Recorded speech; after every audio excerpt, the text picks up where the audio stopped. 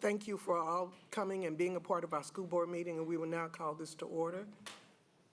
At this time, we will have a roll call coming from our board clerk. Madam President? Yes. Board, I'd like for you to, well, I'll wait. I'm sorry. Go ahead. Go ahead. Thank you. This is new and different for me, so please be patient with me as I go through this.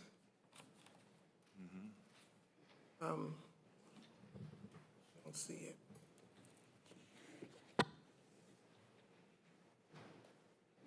I will go through and read the board norms and protocols. Thank you for your patience. As a board, we agreed to respect differences and opinions in making decisions for the district, to follow best practices in managing the superintendent and the management of the board itself, to stay on task when conducting business for the district, including while at board meetings, never surprise the superintendent or each other when conducting official business of the district, to read these norms at the beginning of each board meeting and at board workshops as a reminder of how to conduct the meetings, to continually self-check to determine if we are following our norms when conducting district business. And at this time, we will have the roll call coming from our board clerk. Londa Clark.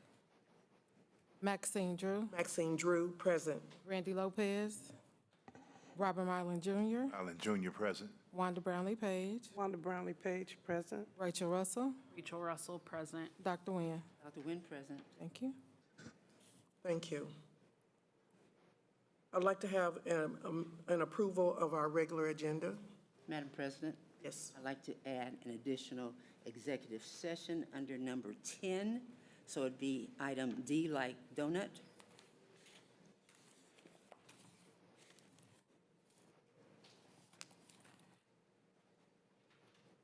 I'd like to add an additional executive session under number 10. So it'd be letter D like donut. Which kind Excuse me? Which executive session? I'd like to Personnel. add an additional executive Will be letter D. session. It'll be D. Regarding personnel. I didn't understand what she was saying. She was asking. Oh, you're talking to the microphone. Under 10. Yeah. May I get a motion? Then I move to approve the amended agenda. Thank you. In 1 second. Second. Thank you. Madam President, Vice President. Vice President, Thank you. current president, serving, yes. So I had spoke to Randy about this yesterday, and while I see multiple community comments that have been added, without knowing the process, I had requested that the board approve essentially a public hearing following item 6B to allow for any staff or any members of the public who had community comment to be able to do that with regard to the fact that this item was added after the agenda was posted and notification was provided less than 24 hours. And so in honor to respect the public comment portion, I would ask for that if it is the will of the board, or I would ask for the board to table this item until Friday to allow those who would like to provide public comment that the opportunity to do so. So I don't know where we landed in those conversations. This was something I had previously shared with Dr. Stubblefield and Randy that was of concern to me, and so that is where I am now. So I did speak with Mr. Goheen and Randy and Ms. Smith, and those who had contacted, they are already under public comment, but if you still want, you can hear the public comment today, and if the board so chooses to table it to Friday to make a decision, that would be the will of the board. But there are people present today that could share their comments, and then if there are additional ones, you would just need to adjust the agenda accordingly for Friday. It has not been noticed, so that could be Okay. done, and Greg just came in. Yes, and I appreciate that. However, I also got a couple of comments that before we had consulted the agenda and added those items, one of those people I do see on the agenda, but I just really want to make sure that we are providing that opportunity that we do provide, or that we've tried to be equitable in providing, for lack of a better word, controversial items. So, thank you. Thank you. Yes, and I was just saying you can do both. Yeah. Any other comments? Wanda? I was just gonna say do both. They're here. They need to speak while they're here. I wasn't sure because we kind of jumped back and forth. Dr. Nguyen? Thank you. To facilitate more discussion, how then will the district advertise, notify, make sure that is known to the public so that they will be able to comment? And then how will they comment on Friday? So one suggestion that I would have, which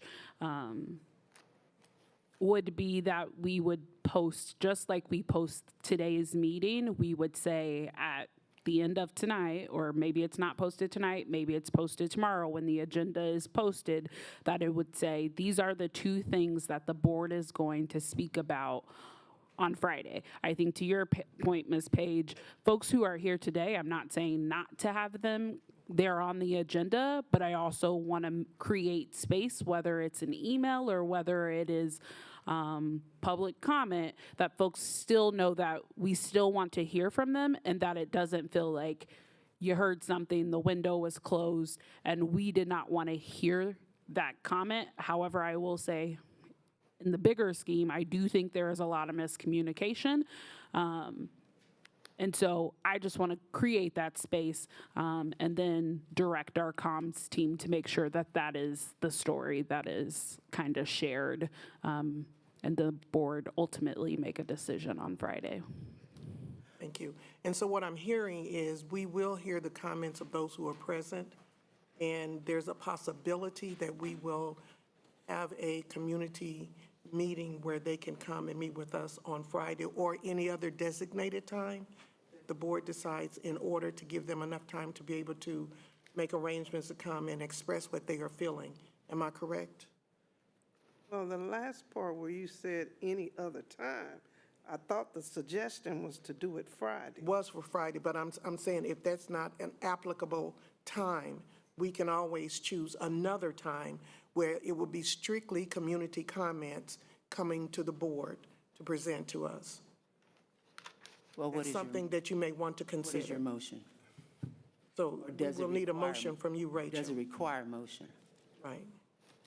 I wasn't sure if the allowing people today to talk, if everyone here today, and there's no one who got left out of being added, is already here, then I don't need to add the public forum piece to the item today. But I would, I mean, when we get to that item on the agenda, I would strongly consider the board tabling this item until Friday to allow for any written or public verbal conversation from any other member of the community. I also know that it was also said, the reason it is here now is because there is a timeliness behind it. There is a timeliness piece behind it, and I want to respect that regardless of which decision the board ultimately decides. But I do want to be courteous to our patrons. Okay, Mr. Mylan, So for clarity, we're going to allow today and Friday as well. if we We decide. decide. So we need to vote to have them present today? No. They're already on here. Okay, all right, well, I understand that. They already, let them go forward today. Yes, If there's any additional, to go with Friday. And that's what we need to vote on. So we need to have a vote for motion. Friday. No, I'm trying to catch up on what we're doing here. If I'm understanding correctly, there's a question about individuals who are here to speak tonight in the public comment section. those individuals, if they've signed up correctly, should be allowed to speak tonight. I mean, they're signed up, they're per policy, they're per the board agenda. If you're going to, and so there's no motion required as it relates to that. If you're going to allow for a public comment section at the Friday meeting, I mean, I think that's noticed up as a special meeting for a specific topic. I don't think that would require an amendment to the notice since it's the same topic, but you might include an item for an open session on the agenda when you get to that meeting, if that's what the board wants to do. So I don't think any action is required tonight, I guess is what I'm saying. Okay, so with that, we will just go ahead and move forward with what we have on our agenda. At this time, we will be having awards. No, you need to vote on the agenda. It's a motion. I'm sorry, we need to approve the agenda Right. for today. Could I get a motion, please? I already did. Second. It wasn't seconded. I said. It was seconded. Okay. Thank you. Leslie, could you do the call, please? Okay. All right. Did you have something? Okay. Yolanda Clark, Yolanda Clark, yes. Maxine Drew, Maxine Drew, yes. Randy Lopez, Robert Mylan Jr., Allen Jr., yes. Wanda Brownlee Page, Wanda Brownlee Page, yes. Rachel Russell, Rachel Russell, yes. Dr. Nguyen. Dr. Nguyen, yes. Thank you. Thank you. Now we will go ahead and move forward with awards and special recognition. First with Arrowhead Sixth Grade Choir. I can go ahead. Thank you, board, and those who are watching and/or here tonight. We are excited to have this group of sixth graders come and share a song with you. Myself, the principal, and actually one of our state Board of Education members were just doing school walkthroughs and just stumbled into this class. And this group of sixth graders had sang a song that it just reminded me and those who were there that as we do board meetings, every opportunity we get to highlight our students, we should do that. So the teacher followed up, and I was like, would you like to come to a board meeting? And she said yes. And so thanks to Ms. Hurley and the administrative staff and the teachers, and also Miguel Martin for making this happen quickly. They will share some information about it, but these are sixth graders from Arrowhead Middle School.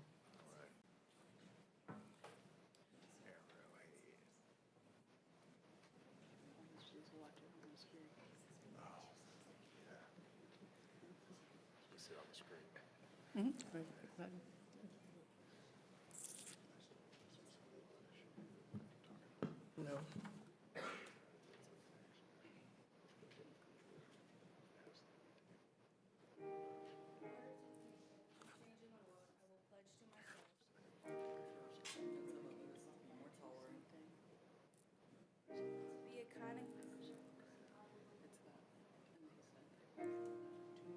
And only then can I make a real change to the world.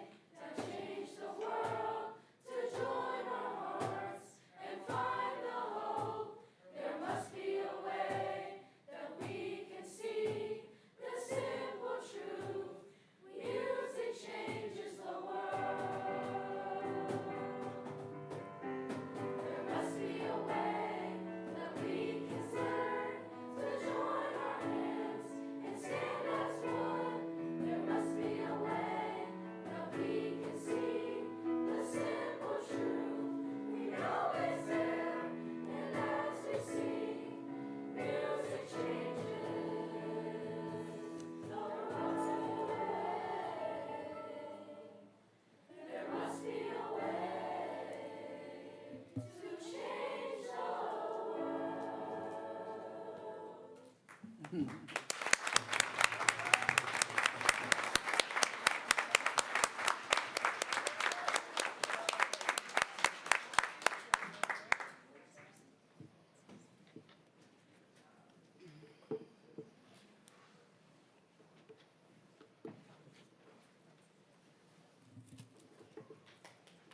way you want to.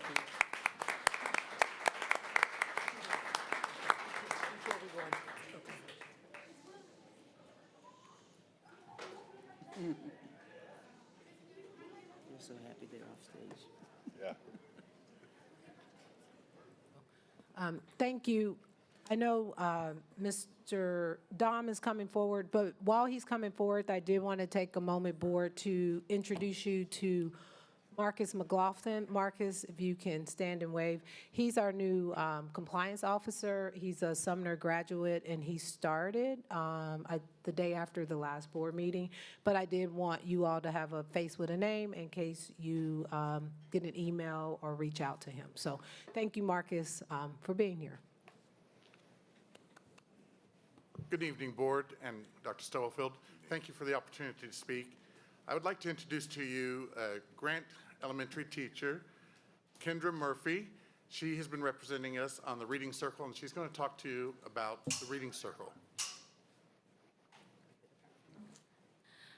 Good evening. I am the Wyandotte United and KCK Public Schools Reading Circle Commissioner. I have been for the last 6 years. This is my final year. As part of the Reading Circle, there's a group of approximately 20 librarian, media specialists, and teachers that meet together, and we review newly released books that are sent to us by publishing companies and authors to review and then make recommendations on. Because all the books are donated by publishers and authors, after we've reviewed the books, then it is our job to donate the books to public schools throughout Kansas. So because I'm KCKPS, you are being given the books that was my part of the commission's work. Every year in the winter, we have a 2-day meeting where we meet and we discuss the books that we have been sent. I was part of the intermediate subcommittee, so roughly grades 4th through 6th. We meet, we discuss the books we were given, and decide which ones will be recommended. And they're compiled into the catalogs that I believe you have. There's a little catalog with the books that we did our work on. And then also those books are available online for other media specialists to be able to look at and decide if they would like to include them into their circulation. The books that we received are also stamped with the gold seal for the K&E Reading Circle Commission as a recommended book.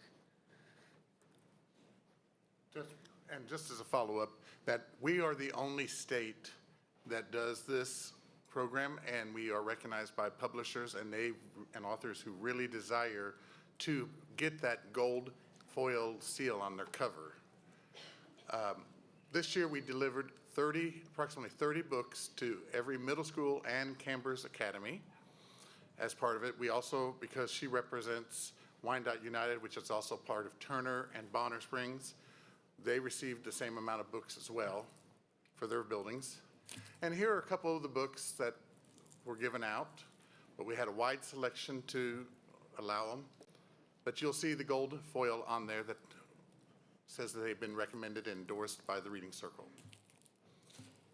And we'd like to lay congratulations to these people who do a lot of work, both online and in person, and they spend quite a few hours reading books and discussing why those books should be recommended.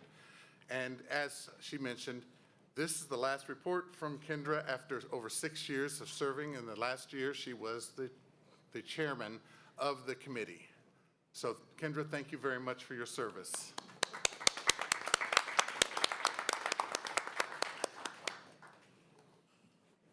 Thank you.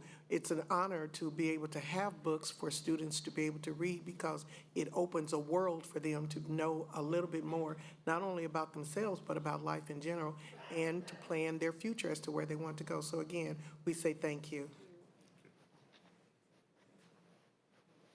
So at this time, we are going to have an executive session. Could I get a motion, please? So moved. Second. It's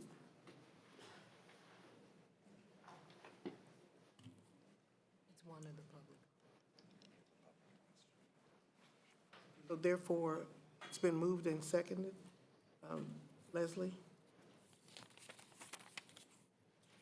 So, I'm sorry, Mr. Goheen was just saying because it's one of the public comments, if we have the other ones go and then do it after the other public comments. Yeah, I'd do the one that's for executive session of the last. I'd do the other public comment ones first. That way we're not making everybody wait. Okay, thank you. We will forego that, and we will go ahead and go to our community comments. There's currently a motion on the floor, so I will withdraw my motion. Thank you. Thank you. I will as well, the second. For those who are going to be coming for community comments, recognize that you will have 3 minutes for your presentation, and we ask you to please give your name and your address and phone number to our board clerk so that we can have that information as we continue through. You are eligible to be able to participate in your speaking, but want to make sure that you state your name and that you, again, give the address and phone number. And limit your remarks as well as to address the board about policy-related issues and general community concerns. If you want to print a written comment, written remark to us to have presented, you may do that. If you don't have it today, you can present it to us at a later time. And we recognize that there are some hot issues that are going on, but we want to make sure that we are going to be respectful in how you that you are going to be respectful in how you present. And so therefore, we will hear you with open ears, and we will listen, and we will later on give you a response as to your comments that you have been presented. So at this time, we will hear from Edith Calderon.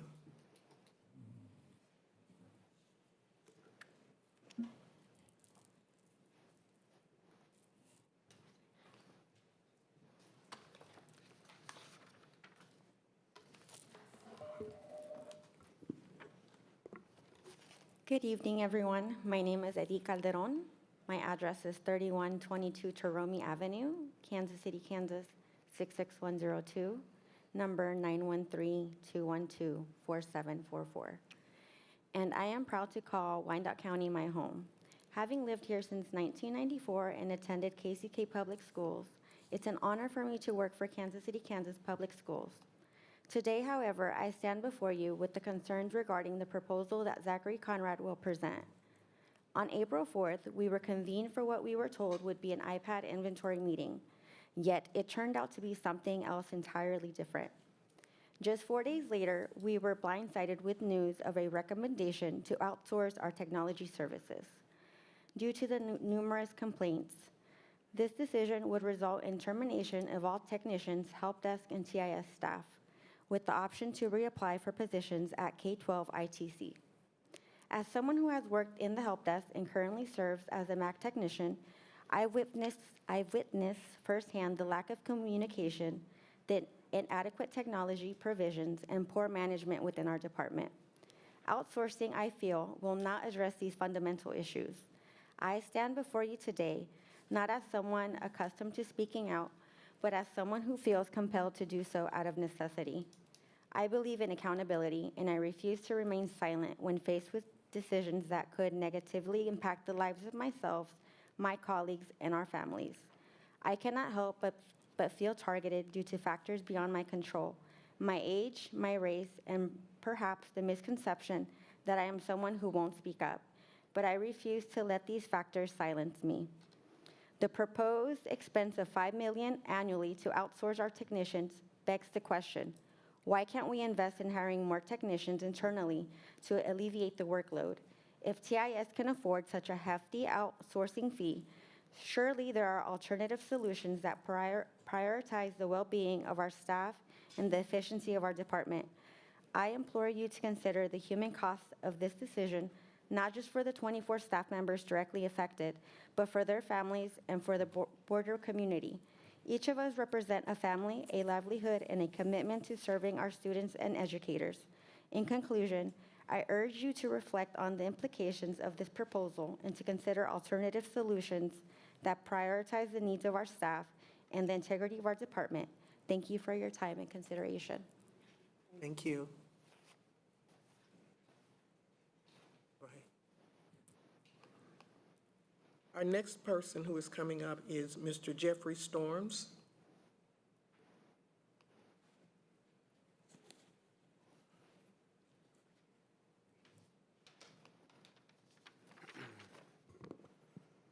Hello, Jeff Storms, 15960 Linwood Road, Bonner Springs, 913-221-1515. Board members, I am a member of the District Technology Information System Department. I am lead support for Business Plus, supporting the business office, human resources, purchasing, and accounts payable, receivable, and many others. And I've been doing this since 2017. Yesterday in our departmental meeting, it was shockingly announced that the board is considering privatization of the majority of the TIS department. We were giving vague explanation about why this decision was being made. And as you can imagine, employees were blindsided beyond description, bewildered, and anxious. Additionally, it was distressing to have K-12 ITC company present when we were told about this possible privatization. It was the first time we were informed, yet it was presented as a done deal, with K-12 ITC answering questions about transitioning. That is not consistent with the family values of KCKPS. When I began my career at KCKPS, I was told, I remember this, we were told, we are family. I have been grateful to be a part of the KCKPS district family. I've taken great pride in my job and in this community. And during COVID, I expanded beyond my programming responsibilities and volunteered to service student iPads in the North Central office parking lot for 9 months. I knew the students needed them and felt compelled to help out. It may be the most rewarding thing that I have done while being a member of the district family and community. That's what family does for one another. I am appealing to you to vote no to privatize the TIS department. I appreciate the difficult decisions you have to make and understand the financial considerations for the district. It's a drastic change for TIS employees who are affected by this privatization. With less than 3 months of notice, devoted employees will lose the retirement benefits, will not have any certainty about their salary, will lose accrued leave, vacation, and sick, and pay a 1% Kansas City tax due to relocation of job site to Missouri. Most importantly, the employees affected, including myself, feel their devotion to the school board, TIS leadership, and the students is not appreciated or valued. Again, not consistent with the values of this district. It's my understanding that while the employees are being outsourced, all leadership is remaining unaffected. Why is the same leadership needed with less employees? It sounds expensive. I'm sorry, your 3 minutes are up. Could you close very quickly? Yes, once again, I appeal to you to vote no to privatize TIS. Thank you. Our next presentation is from Dr. Roxanne Storms.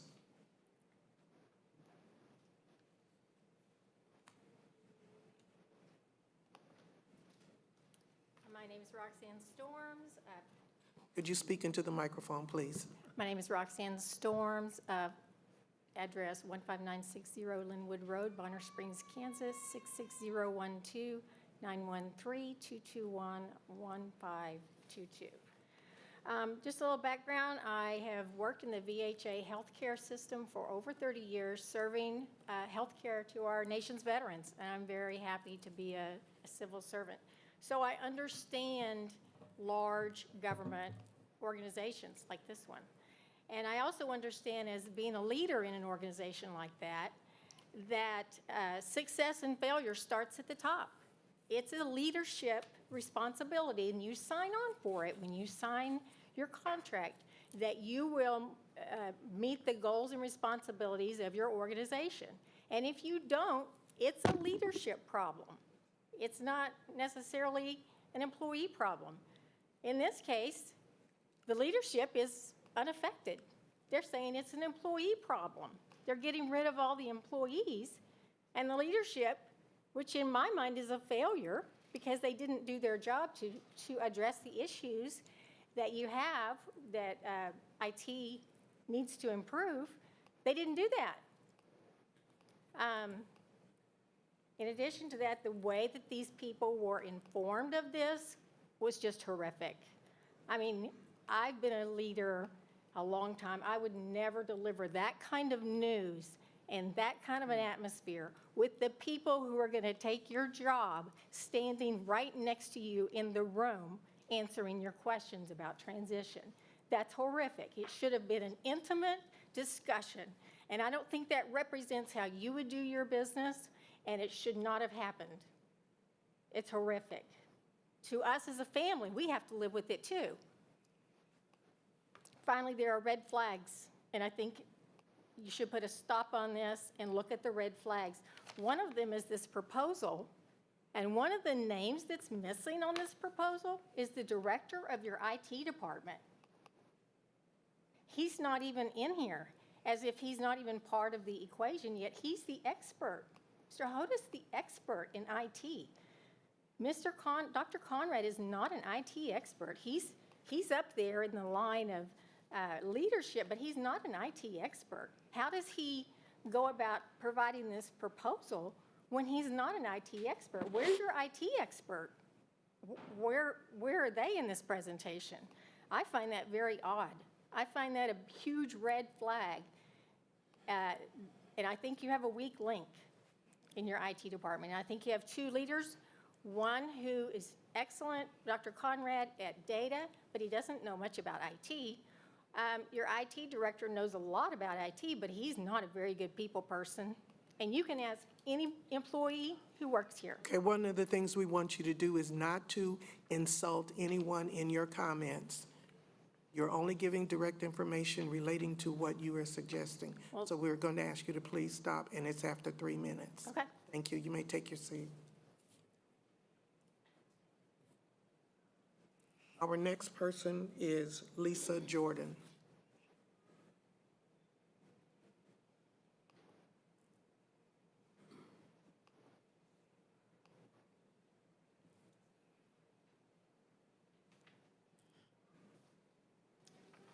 Hi, my name is Lisa Jordan. I live at 1002 South 75th Terrace in Kansas City, Kansas, 66111, and my number is 913-449-7602. Good evening. I have been employed with this school district since November 1st, 1999. I began as a receptionist at Nutritional Services, transitioned to do payroll there, and moved to my current position as help desk technician in July of 2002. I am 8 months, almost to the day, of when I can retire. And I was completely blindsided yesterday with the news, that almost the entire TIS department will be outsourced to a company that is in Missouri. I understand there have been complaints on how long it can take to get an issue resolved, but we're a very small department taking care of a lot of technology. Those of us at the help desk try our very best to provide personal service to every student, parent, and staff member that calls us. We sometimes have to teach staff how to use the internet and other very basic skills. We often invite those who are not so technically literate to come to our office and sit down in our little cubicles and give them the attention they need one-on-one so they can log into everything we have. They will not get that kind of service through an impersonal 20-person help desk. We have students call all the time that need passwords reset. We have teachers that email and call us all the time to have passwords reset for students and staff members. Normally, we do that immediately. We have programs that are ours alone. For example, the employee portal where people put timesheets, staff members put in timesheets. Nobody at this new program is going to know how to walk them through a timesheet like those of us at the help desk do. And there's our employee online, which we help a number of people every day to get into it and use it. I am afraid we are going away from our personal service where our staff know exactly who they are getting each time they call. This is what they have come to expect from us, personal service, and that is what everyone in our district deserves. Thank you. Thank you.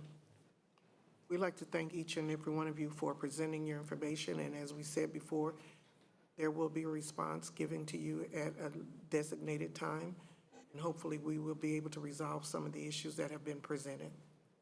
Ms. Drew, Yes. can we ask them if they would either email us? I would like an email of what you were reading, if that's at all possible. It should go to the clerk, and then the clerk can distribute Okay. it to everybody. Okay. Okay, thank you. At this time, we're going to go into executive session for 5 minutes to discuss matters of non-elected personnel in order to protect the privacy and the interests of the parties involved in the Kansas Open Meetings Act. Could I get a motion, please? Before the motion, can I just clarify that there was no James McCray? He's the executive session. Oh, okay, thank you. Yes, And James McCray. And technically, the motion should include Mr. McCray. Okay, thank you. The motion, the executive session will be with Mr. James McCray to discuss matters of non-elected personnel in order to protect the privacy and interests of the parties involved under the Kansas Open Meetings Act. May I get a motion, please? I would move, but I would just ask for a friendly amendment. Are there any other Yes, staff join in? Ms. Devon, Mr. Lilly, and Dr. Campbell. Thank you. Okay, so moved. Yeah, I make the Second. motion, Okay. I'm sorry. You're fine, and I'll second. Thank you. Sorry. It's been moved and seconded. Yolanda Clark, Yolanda Clark, yes. Maxine Drew, Maxine Drew, yes. Randy Lopez, Robert Mylan Jr., Marlon Jr., yes. Wanda Brownlee Page, Wanda Brownlee Page, yes. Rachel Russell, Rachel Russell, yes. Dr. Nguyen. Dr. Nguyen, yes. Thank you. Thank you.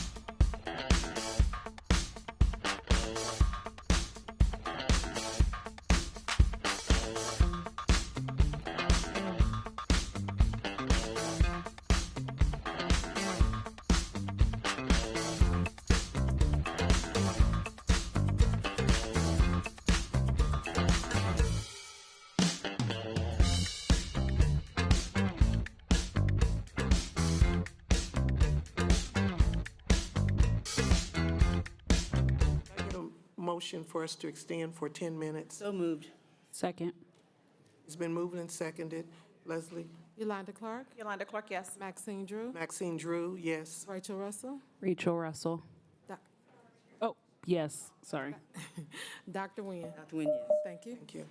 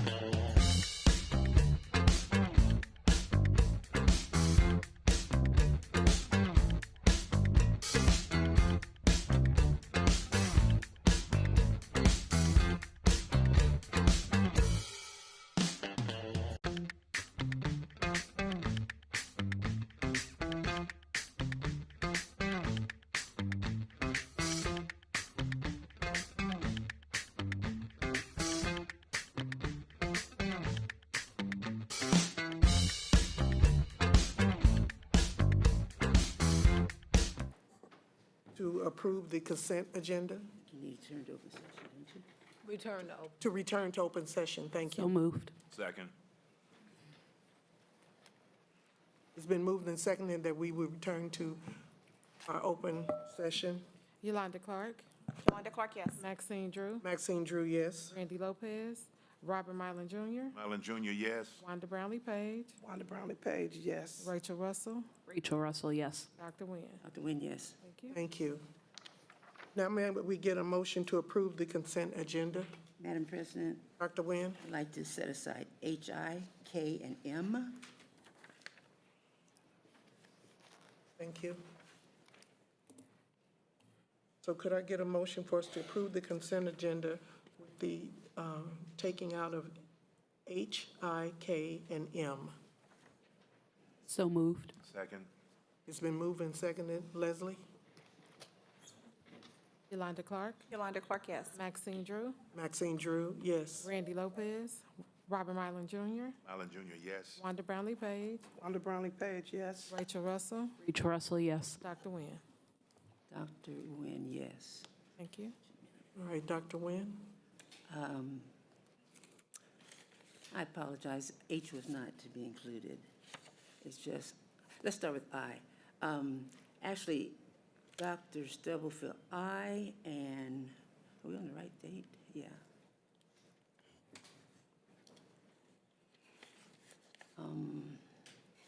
I and, I guess, let's do I and J, and I didn't say J, so they're related to our IT. J is Let's not say unless I. I'm looking at it wrong. J is travel approvals. Yes. Let's go I, the licensing of, how do you pronounce that? Gaggle. No, not gaggle, I like ice cream. I is approval of Gaggle where, Licensing of Mosile. Mozo. No, it's I, it's I on mine. What is, do I have a? I is the approval of licensing of Mozo. Right. Yes. Is that related to No, it's my- IT? Yes, so in order, and it tells you in the explanation that that's how we manage the Apple devices. That is standard practice for Apple devices. We've had them since we've had Apple devices. Mozo is how the system is managed. Teachers are able to monitor and support students and those kind of things. So no matter what we do, we'll still use this Yes. software? Yes. Okay. So then I know what, I made a mistake, I'm sorry. Let's go to J then. Okay. Same thing applies, Yes. so that is, Gaggle is how we archive and retrieve information from emails. And Greg or Rashid could speak more to that. I mean, we use it all the time for requests, legal requests. As I understand, it's basically a search feature that allows us to gather emails that we often use for Cora requests when there's a topic or for court subpoenas, things of that nature. oh, That's what I understand it does. Am I wrong, Rashid? No, you're absolutely correct. So that's what it does.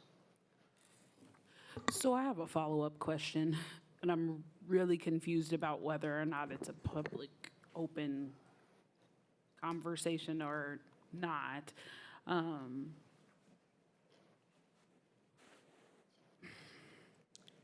Yeah.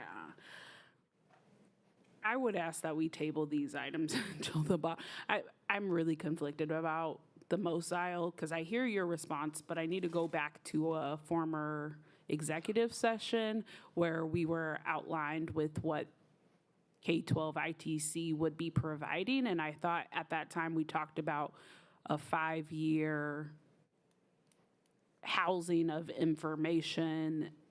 So then it's interesting because I thought we said they would have access. So, and Rashid, you can speak to it. So I'm trying to. These are just basic things for monitoring It's a- devices and Management of gathering information. iPads, Yeah. MacBooks. But we said that, or you said, or the table said, that we own the devices, but they have all the rights to the management software. I thought that's what I heard you say. But we still have to purchase the licenses for Mosel, for all our Mac devices, which is listed. But wouldn't they have that? They would Because manage it, but not the licensing. The district purchases the licenses. There are other components that they would use, but it's not the ones that are on the, that need to be approved. Okay. Thank you. Dr. Nguyen, your next one? For some reason, my lettering was confused. If I can make a suggestion, if you're off on just your lettering, perhaps we should have a motion to amend the Last motion. the motion to approve the consent agenda to reflect which ones you intended to withhold rather than having the record be really confused later. I think that would make sense. Thank you. The executive session got moved into consent. That makes sense. Could we have a motion That makes sense. for you to give the specific names of the information Correct on the letters.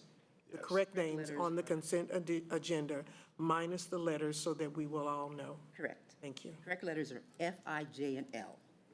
Thank you. Okay. Do we need to, Yeah. What I thought I heard him say is we needed to correct, because I was the maker of the motion.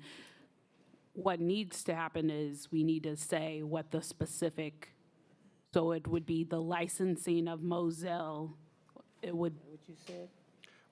I think we can do it by the letters if we but my, want.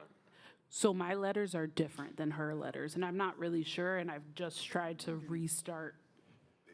So Letters We're are not different. addressing Just for yours. clarification, the agenda was updated, the executive session got shifted into consent, and if you didn't refresh, or if you refreshed, it shifted, because now G if you hit refresh, it says executive session. let's do this. Let's just do a motion to vacate the approval of the consent agenda, and then let that pass. That'll vacate that motion, and then do a new motion to approve the consent agenda with whatever numbers or letters people want withheld, and then we'll go through the individual ones one at a time. Thank you.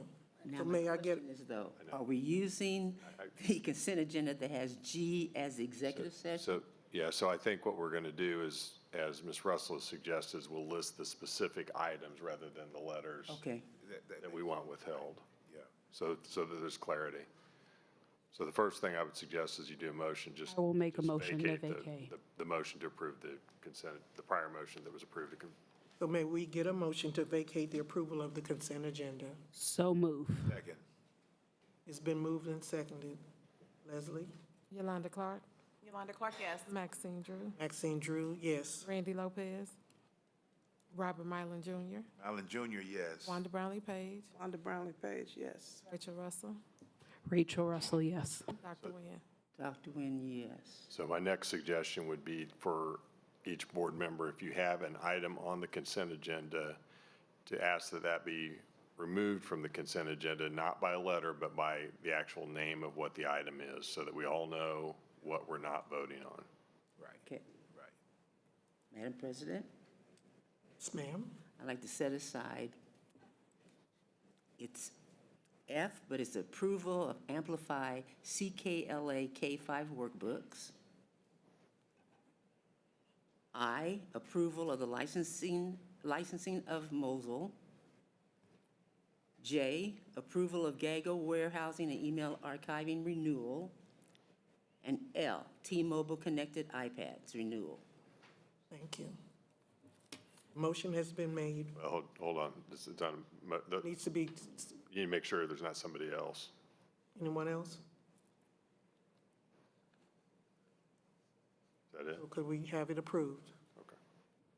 We need A a second. Second. Thank you. It's been moved and seconded. Leslie? Motion is made for F, I, J, and L. Consent agenda with Yolanda Clark, Wanda Clark, yes. Maxine Drew, Maxine Drew, yes. Randy Lopez, Robert Mylan Jr., Robert Mallon Jr., yes. Wanda Brownlee Page, Wanda Brownlee Page, yes. Rachel Russell, Rachel Russell, yes. Dr. Nguyen. Dr. Nguyen, yes. Thank you. For clarity, Leslie, that motion was a motion to approve the consent agenda with those 4 items removed. Correct. Perfect. Thank you. Question on approval amplify CKLA workbooks. Dr. Stubblefield. Yes. During our conversation with either the principals, there was some discussion of this was one set of workbooks, perhaps there was another set of workbooks from a different program. CKLA is the core curriculum. Right, so where are we on that? Good evening. What we're approving is the workbooks. The last time there was some discussion about online components, but this request would be the consumables for CKLA that was previously adopted. It's an annual purchase because they are the ones the students will write in, and at the end of the year, they will no longer be able to be used. So are all of our students using these? Yes, they are. K-5. K-5. Then why would, I get the impression that some of the teachers were requesting to use something else. So we provided an implementation survey to elementary teachers in November and had 425 teachers that responded. The data collected states that 77% of the respondents reported that the students found the resource engaging, and 80% of the respondents reported that they were enthusiastic about CKLA. So we have positive. What you're asking, Dr. Nguyen, was the intervention. They were asking about IXL, ELA versus Boost, but Boost is the online intervention. So it's not, this is the core. This is first tier, everybody gets this. What they were talking about during the needs assessment was the tier 2 intervention component. It was not the core component. Right, and Boost just started being implemented this year. Yeah. So this is a continuation. This would be for our 3rd year of implementation for CKLA as our core instructional resource. Okay, thank you. Okay, yeah. Just a clarifying question. So you said 425. How many total elementary teachers? Is that a good sample size, or is that? That is a very good sample size for us. Well, 77% of the 425 said that, or 79, but I wanted to know 425 is in retrospect to the total. And I also just wanted to clarify, there is a digital component to Amplify, or there is not? I might have misunderstood you. No, that's okay. There are online student resources, but what we're asking for renewal is just the consumable piece that the students will work in during their lessons throughout the year. So it is the physical workbook that this is being asked for approval. CKLA Boost is an online program where students go in and work on skills specifically to their needs. That is a digital component that began its implementation this year. So those are different parts of CKLA, where this is literally the each and every day teaching and learning that takes place in the classroom for the core instruction. Okay, and I want to clarify, because we were told that we weren't giving everyone IXL language because we have Boost. So are you saying that everyone has access to Boost? Because even though it's not a part of this agreement, you're still saying folks have access. It was part to of the that. initial adoption, and yes, all schools, teachers have access to Boost. All students do as well, yes. Thank you for that clarification. Yes. But are you using Boost? So I can get information of usage to Dr. Stubblefield. I have pulled that, so she can send that to you specifically. We do have schools implementing Boost, yes. Is it promoted? It is promoted, and professional development has been provided for it. Is it included in the cost? The initial cost, yes. This is included in this cost? No, when you initially adopted the resource. So we've paid for it? Yes, ma'am. But it's not being used by everyone? It is the resource we're asking everyone to utilize as part of the intervention time. I know we're talking So, past yes. each other. It is, I mean, they told us they weren't using it, so we don't have to talk past each other. Oh, I wasn't trying to No, talk no, I'm not past saying you're you. trying to, Okay, but this is yeah. what's happening. Okay, so directly, we have usage data that will tell you exactly what every school is doing at each grade level, and we're happy to provide that to Dr. Stubblefield to provide to the Board of Education.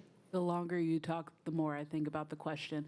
So then, my Fantastic, I'll follow-up be more brief. question, so I appreciate you having the usage available. I Yes. guess the question is, based on the needs assessment, can we correlate that to those who are asking specifically for IXL? And if their utilization rate is down, should we not then provide them the resource that they're asking for? Are you understanding what I'm saying? So if I'm Banneker and I say I want IXL, but then I look at this usage rate for Boost and it says my teachers are not using this, but they're saying what they would like is IXL, can we look at that data in your usage piece? You would be able to examine what schools were implementing Boost at what levels at different grades to specifically correlate between what schools have requested IXL to their Boost usage. I couldn't speak to directly, but that data would let you know where our implementation is. And inside of it, it talks about how often you're in Boost and if our students have increased their skill abilities. So that would be part of that usage data as well. Okay. I'm only one person, but what I'm saying is that I would like for us to take the building needs assessment where our principals have told us what they would like, utilize coupled with the usage data that you're saying, because that's how we get the answer. Because I can look at Banneker, I can look at the Boost data, and I can put those correlations together. What I don't want to do is create this cycle where we're saying, this is what we have, so this is what you use. If people are saying, I believe that this is going to get us further if we're offering that across the system in different ways. So appreciate you. Thank you. No, I appreciate the questions. Thank you. And I appreciate you also, but Yes. the gap in this conversation is that I need to have some understanding why teachers aren't using Boost. Okay. Can I you can- provide us some of that? Yes, I would be happy to Right now? provide. You can't provide it now. We haven't collected that type of data at this time, whether, why, or not, but, so I can't. Okay. I would be just guessing. We would need to know as we move forward in the Okay. budgeting process. So thank you very much. Yeah, thank you. Okay, Dr. Nguyen, your next one? Well, we've had a conversation on Mosul. That would be I, unless there's something else someone needs to understand. J, is this a new approval? No, you've had GAGO for several years. Okay. And you've approved it. It's on consent because it's a renewal. Right, but sometimes new things get on the consent calendar. And then I guess my number L is, I guess the only way to ask it is, are we purchasing new iPads? Do we not have, this is a renewal of connected devices, $2 million, $2.8 million. Help me understand, we have computers, I don't know what they are, in storage, I guess, still in wrapped up skids, and we're buying new ones? So this is just renewal of the T-Mobile contract on the data plan. 'Cause last year, we bought 14,500 iPads for K through 8. And this is just year 2 of the 3-year agreement on the data plan. This is just the payment on what you've already. Well, we haven't. Yeah, this is no new devices. This is just the data plan for T-Mobile.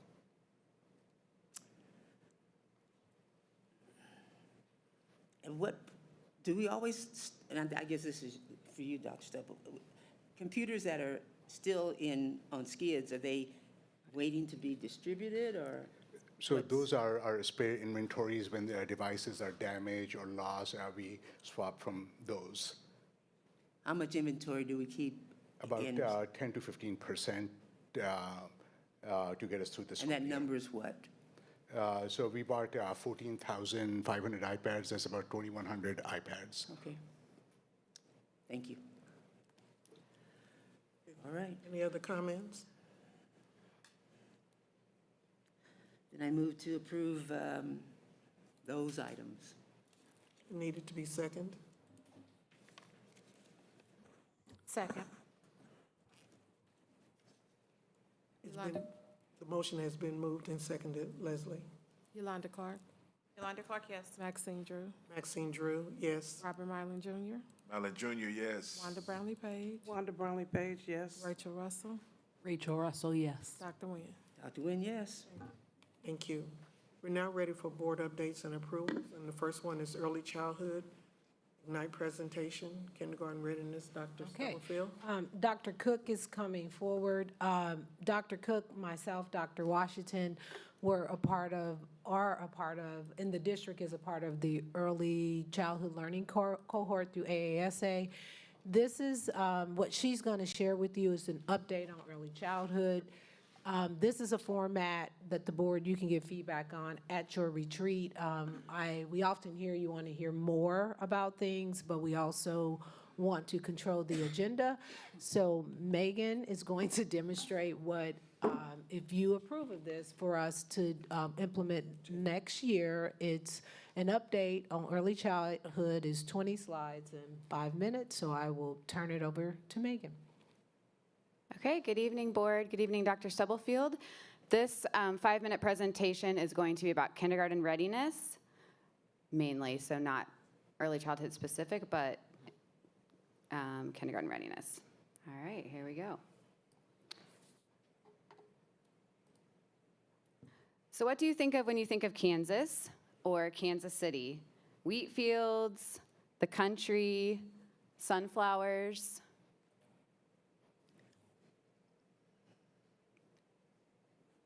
Actually, our community is very diverse. So in our early childhood program, 34.1% of our population is white, 19% Black, 8.2% Asian, 20.9% 2 or more races, and we have over 70 languages spoken. So this is going to be about Junior's journey and his journey to kindergarten. This is Junior. He is 4 years old, and he currently attends preschool part day. These are the things that he needs to be ready for kindergarten. So first we start with the enrollment process. Junior's family comes to central office to enroll for preschool, which sets him on the path for a successful journey to kindergarten. His family met with an enrollment specialist to determine a spot in our EC program for Junior. Next, we look at communication systems. We need to go through enrollment and school, and we have to follow our departments, and then we move on to facilities. Before he steps foot into a school building, we have to ensure protocols are in place. We next look at multilingual services. Junior and his family speak Burmese and Karenni. He began our program with limited English vocabulary. He is now learning English, Burmese, and Karenni. Our multilingual services work to ensure that Junior continues to learn his home language and English. We also need to look at transportation requests. They must be sent in on time to the department who routes Junior's bus route, and the routes must be practiced beforehand to ensure his safe departure and return. We also need to look at curriculum. So teaching staff train and prepare for Junior using a high-quality, research-driven curriculum, Frog Street. They take data during small groups to ensure Junior is on track and on time to learn the skills necessary to be ready for kindergarten. We also utilize conscious discipline, which is training and coaching to support implementation of conscious discipline, and this will take place to ensure Junior is emotionally and physically safe and loved during his time at school. This is an adult-first model that we talk about adults first before children. We also look at home visiting. Parents as teachers, family service workers, and teachers all provide home visits. Junior receives home visits. He's been in Parents as Teachers for some time now, and then he'll receive home visits moving into preschool. Family engagement is an important part of being ready for kindergarten. We send home 4 kindergarten readiness kits. They are provided to Junior and his family to strengthen the homeschool connection and to help prepare Junior for kindergarten. Kits include materials such as alphabet magnets, letter sound games, and writing materials. We also think about the Department of Health Services. The health of Junior is pivotal. Referrals, on-site offerings, toothbrushing, etc. ensure the health of our kids because we receive the whole child in our buildings. When they are healthy, up to date on their needs, they are ready to learn. Nutritional services, before junior comes to school, nutritional services checks his paperwork to note any allergies. Staff prepare meals daily, and we do family-style meals to prepare our children for kindergarten. The special education services are accessible if deemed necessary for junior. There is a child find process in place to determine if children may need further evaluation for SPED services. An inclusive SPED model is in place in the early childhood setting. We also utilize the Department of Research, Evaluation, and Assessment. This department ensures that we are teaching high quality and we are making a difference in juniors' learning. This department helps to pull data so that professional learning communities can make decisions around teaching and learning in the classroom rooted in data. We have a kindergarten readiness guide that's created in collaboration with a community-wide kindergarten transition team to assist in helping the community and family with skills that will help children be prepared for kindergarten. In our community, we have literacy-rich environments. We have 3 read, play, learn spaces that have been established to increase access to early literacy in the community and meet families in spaces where they already spend time, such as laundromats and the WIC office. We are an interconnected system. When all systems are working in an interconnected fashion, children such as junior and his family are ready and prepared for kindergarten. Systems must be in place so that each department works in communication with one another to assist families. The success of junior depends on so many things working in tandem: quality teaching staff, an evidence-based curriculum, family engagement, community participation, the kindergarten transition team, the enrollment team, home visits, and all the other supports you see on the screen. Thank you. You're welcome. It seems it's very enlightening to be able to work with the students, parents, to be able to bring them together as one. Any other comments? I just want to say, man, you rehearsed that so good to be done. But I also, as a parent of a soon-to-be kindergartner, I just want to say the team really does do a phenomenal job from the pre-K transition to talking about what are your thoughts. And so at our last Family Advocacy Day, I really got to see a lot of what you were talking about really in motion, as well as some fun at-home activities and things. A fun little bag that says, get ready for kindergarten. So I just wanted to say kudos to your team, both in early childhood, but also those helping with the transition. So thank you. Thank you. Thank you. Thanks.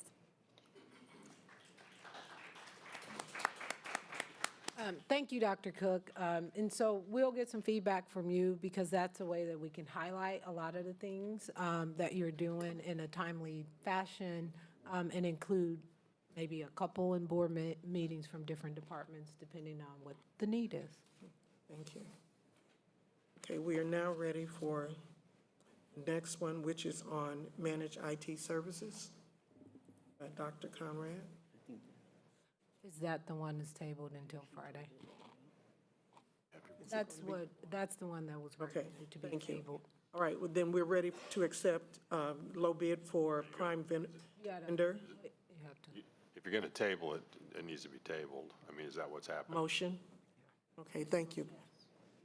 So may I have a motion for us to table the managed IT services until Friday?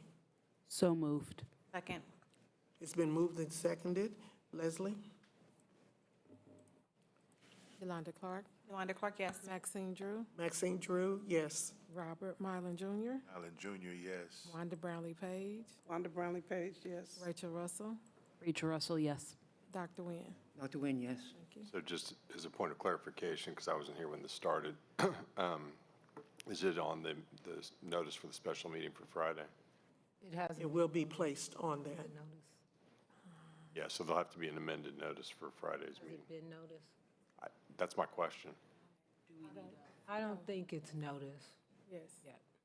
Okay. The meeting is noticed. It's not included in the notice. Yeah, that's what I'm saying. I think it's not included in the notice currently. You just tabled it for Friday's meeting. So all I'm saying, this doesn't require board action. I'm just saying there will need to be an amended notice go out for the meeting on Friday to include that item. Okay. Thank you.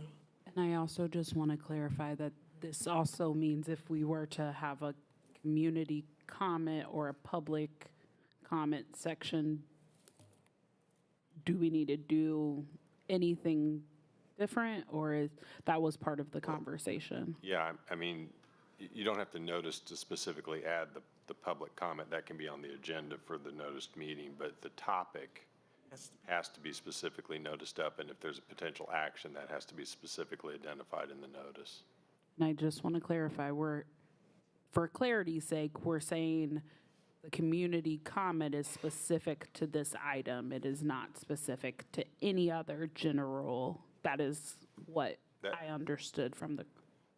That's correct, because anything that is taken up at the meeting has to be on a topic that is for that special meeting, different from a general meeting. Thank you. Does that make sense? Yep. Okay. Yeah. I just want to make sure we get the notice out right so that we don't have an issue on Friday. Thank you. And Madam President, moving forward, you need a discussion after your motion is seconded.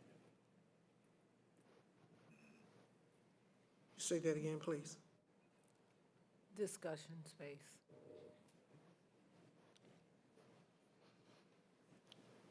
Okay, thank you. Are there any other discussions? Thank you. I'm sorry.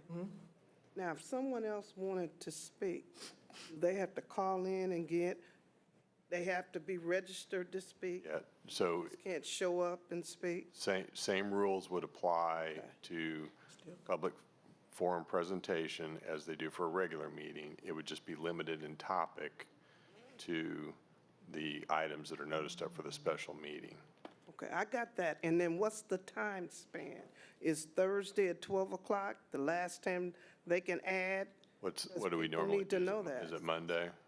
So it would be Thursday, whatever the time is normally on Monday. Okay. And that should be, I mean, probably, it doesn't have to be in the notice, but it probably would make sense to have that publicly posted.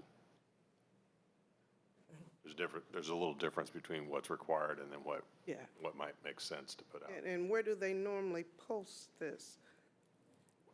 I don't know, but people it should need be to wherever know it where to- goes. So in my comments earlier, I was asking that our communications ensure that it goes out social media, similar to how they post the meeting today. Tomorrow, we would be asking that they have some type of notice that says, hey, if you have a public comment around this item, please make sure that you contact Leslie before Thursday at noon. Yeah, it would be the same rules as normal. It would just be on a Friday instead of a Tuesday. And so the requirement would be Thursday instead of Monday. And it would be limited in topic. That's it. Thank you. Any other comments? Thank you. So we'll go ahead and move forward. We will now have Mr. Wayne Correll coming forward. So this is updates and approvals, and if you have questions, you can ask them, but if there are no questions, you would just be voting. Okay, thank you. Any questions or any of the others that are presented? That specific item. Can I just have a clarifying question that all of these items have been on the agenda beforehand? It was only item B that was added? Only item B was added after, yes. The rest of them have been on here and been a new business. Some of them, because they had to go out for bid, it wasn't like the next meeting, the previous meeting, it was other meetings. So all of these you've seen before, this is actually you approving those items. And if you don't have questions, you can vote on it. Otherwise, Wayne will answer any questions. So Rachel, do you have a question? No. Okay. So are there any other questions for any of the other items on the board updates and approvals? If I understood, we still need to vote on each of these items? Yes, Okay, we will, okay. individually. I'm sorry. Yeah. I'm trying to make sure I'm tracking correctly. No questions? Okay, Let so me ask this, Madam President. Item number I, the plan time, this is, We haven't gotten down there. These go one at a time. oh, So okay, you'll vote on. So I would C. move, okay. Yeah, you moved Okay. that one. So, yeah. all right. so could I get a motion for us to accept the low bid for prime vendor for 2024-2025 school year? So moved. Second. It's been moved in second. Is there any discussion? This is a new I guess I'm saying, I do have a question, I'm sorry. That's okay. Okay. This is a new vendor than what we've previously used, correct? Okay. And does this cover the produce piece, or it's just the Just regular other things? Just regular food supplies. Produce is handled by a different vendor. Thank you. No other questions, sorry. Thank you. Leslie? Yolanda Clark, Yolanda Clark, yes. Maxine Drew, Maxine Drew, yes. Robert Mylan Jr., Allen Junior, yes. Wanda Brownlee Page, Wanda Brownlee Page, yes. Rachel Russell, Rachel Russell, yes. Dr. Nguyen. Dr. Nguyen, yes. Thank you. Thank you. So we're for the next one. Are there, I have, to accept proposal for land switches, E-rate. Yeah. Could I get a motion to accept? So moved.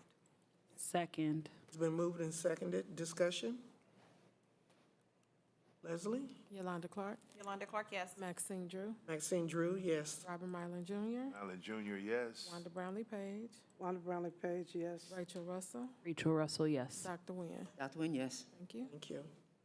Okay, our next one is to approve proposal for the United Private Networks, UPN, for fiber optic cable run at J.C. Harmon High School. Could I get a motion, please? So moved. Second. Are there any questions, any for discussion? Thank you. Leslie? Yolanda Clark, Yolanda Clark, yes. Maxine Drew, Maxine Drew, yes. Robert Mylan Jr., Allen Junior, yes. Wanda Brownlee Page, Wanda Brownlee Page, yes. Rachel Russell, Rachel Russell, yes. Dr. Nguyen. Dr. Nguyen, yes. Thank you. Next one is to approve proposal from Converge One for fiber optic cable runs at Washington High School and Wyandotte High School to stadiums. Could I get a motion, please? So moved. Second, Thank you. Any discussion? Question one, I noticed these are mostly high schools. Will it eventually come down to the middle schools and you clean up that, or if they had any problems?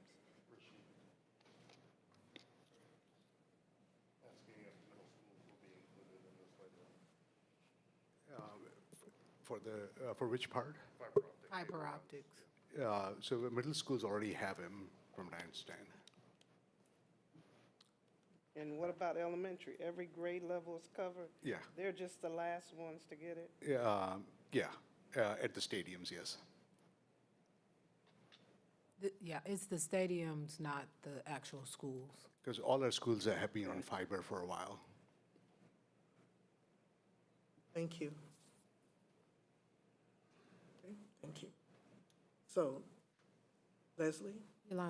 Yolanda Clark, Yolanda Clark, yes. Maxine Drew, Maxine Drew, yes. Robert Mylan Jr., Allen Junior, yes. Wanda Brownlee Page, Wanda Brownlee Page, yes. Rachel Russell, Rachel Russell, yes. Dr. Nguyen. Dr. Nguyen, yes. Thank you. Thank you. Motion passes. Our next one is to approve the purchase of radio equipment for police department. So moved. Second, It's been moved and seconded. Are there any discussions? Leslie? Yolanda Clark, Yolanda Clark, yes. Maxine Drew, Maxine Drew, yes. Robert Mylan Jr., Allen Junior, yes. Wanda Brownlee Page, Wanda Brownlee Page, yes. Rachel Russell, Rachel Russell, yes. Dr. Nguyen. Dr. Nguyen, yes. Thank you. Motion passes. Thank you. The next one is to approve replacement of police CAD RMS software. So moved. Second. Been moved and seconded. Any discussion? Leslie? Yolanda Clark, Yolanda Clark, yes. Maxine Drew, Maxine Drew, yes. Robert Mylan Jr., Robert Allen Junior, yes. Wanda Brownlee Page, Wanda Brownlee Page, yes. Rachel Russell, Rachel Russell, yes. Dr. Nguyen. Dr. Nguyen, yes. Thank you. Thank you. Motion passes. Next one is I, Plan Time Committee, proposed verbiage by Dr. Judith Campbell. Can I get a motion? No, this is not an action item. So this one is just informational. It is under updates and approvals because under the negotiated agreement, it said we would bring it to the board. The committee did meet throughout the year, and this is just the actual language. No, until it goes back to the table, when you negotiate is settled, you would approve it when you are updating the master agreement. But that was a requirement in the master agreement for you to be aware of what the committee jointly came up with to address.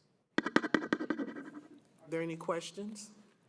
I have just a clarifying question, and I was trying to find the sentence. I believe that this current one leaves someone out, and I thought I read it somewhere that this was a... Early childhood by schedule has the additional minutes. The language is already there. They just need to adjust the schedule to ensure that is happening. So there was no, it leaves early childhood out because it was early childhood elementary.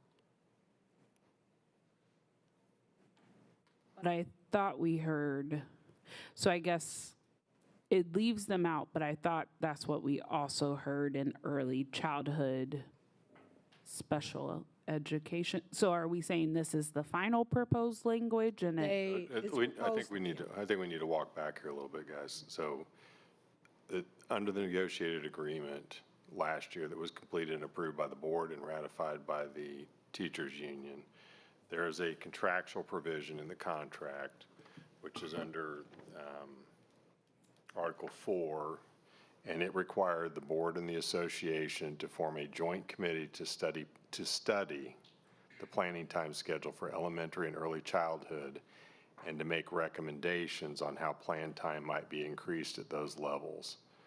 The committee will be comprised of 16 members, 8 teachers selected by the association, 8 administrators.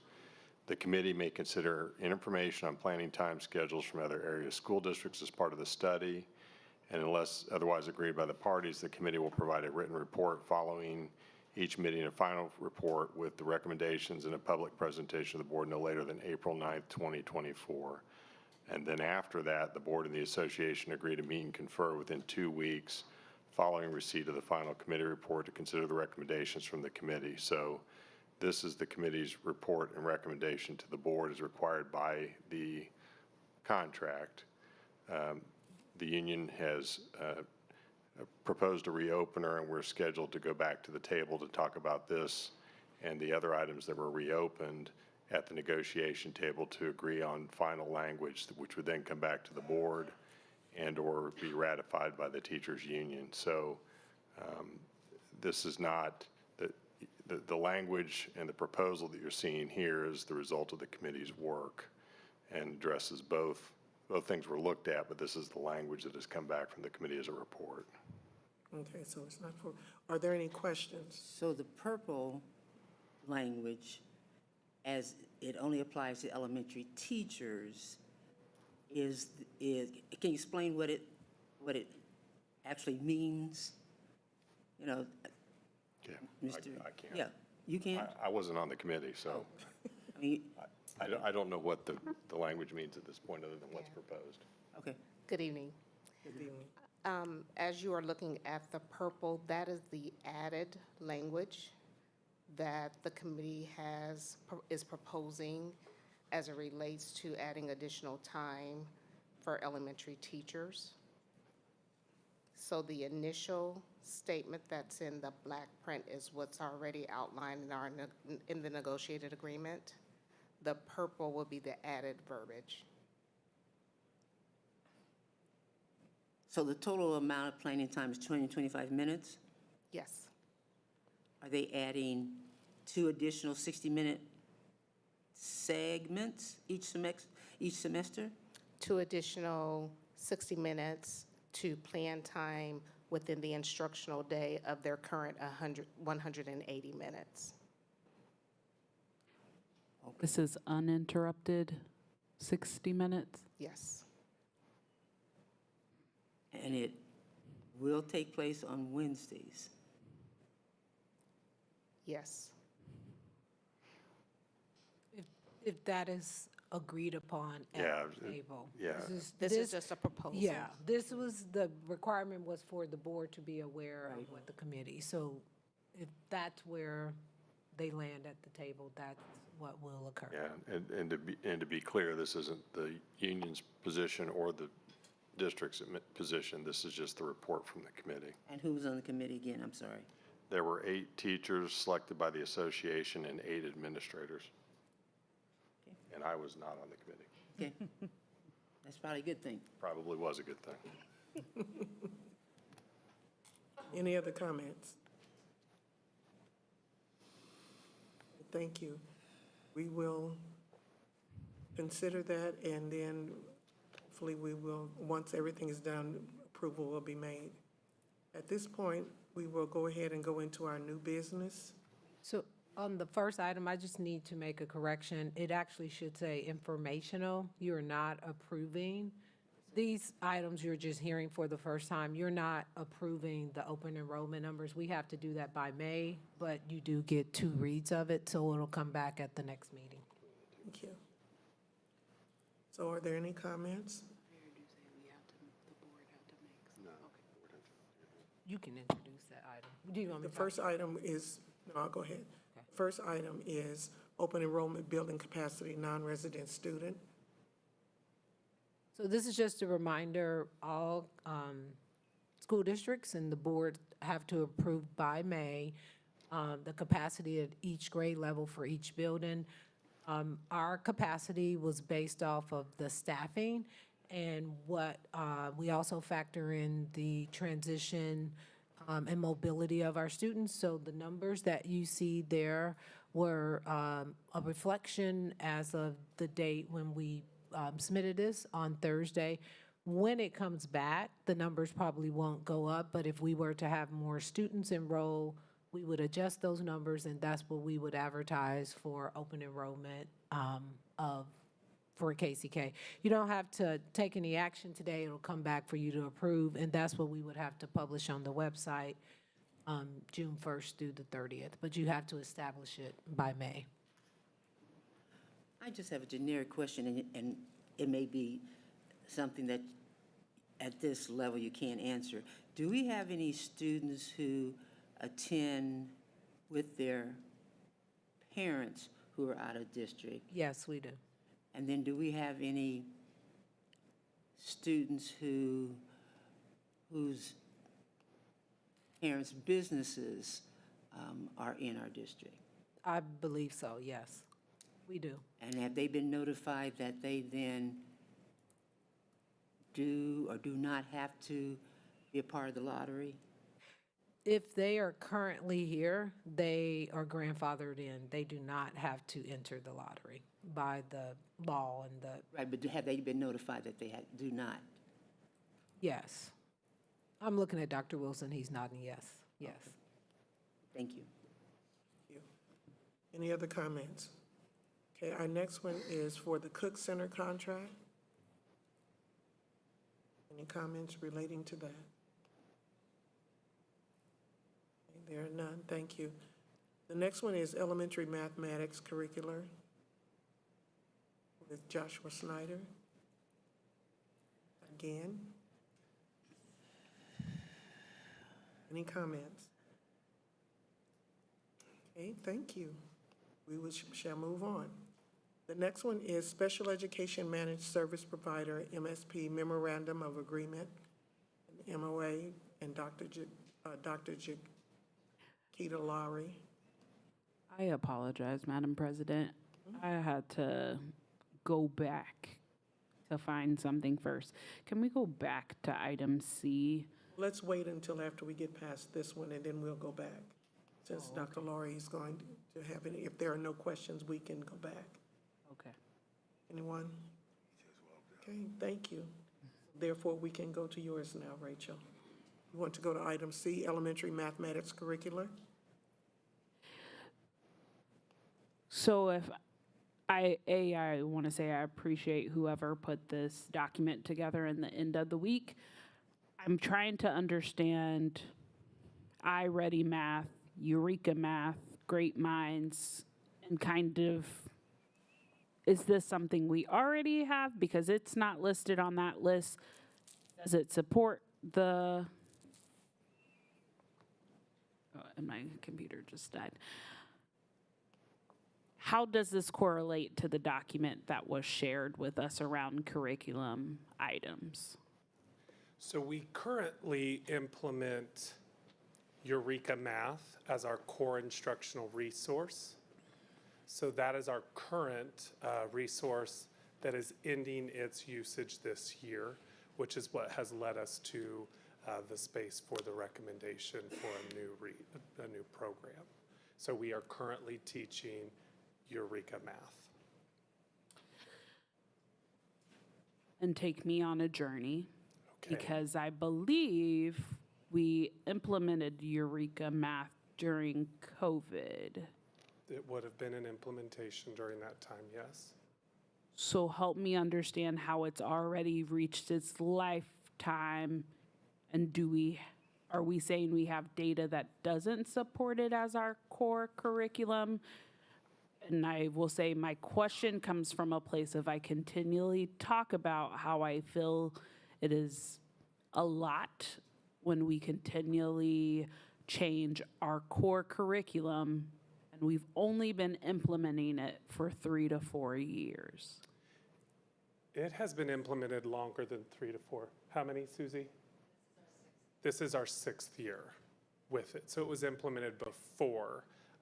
So why are I'm still not understanding why we're jumping ship. Okay, so couple things.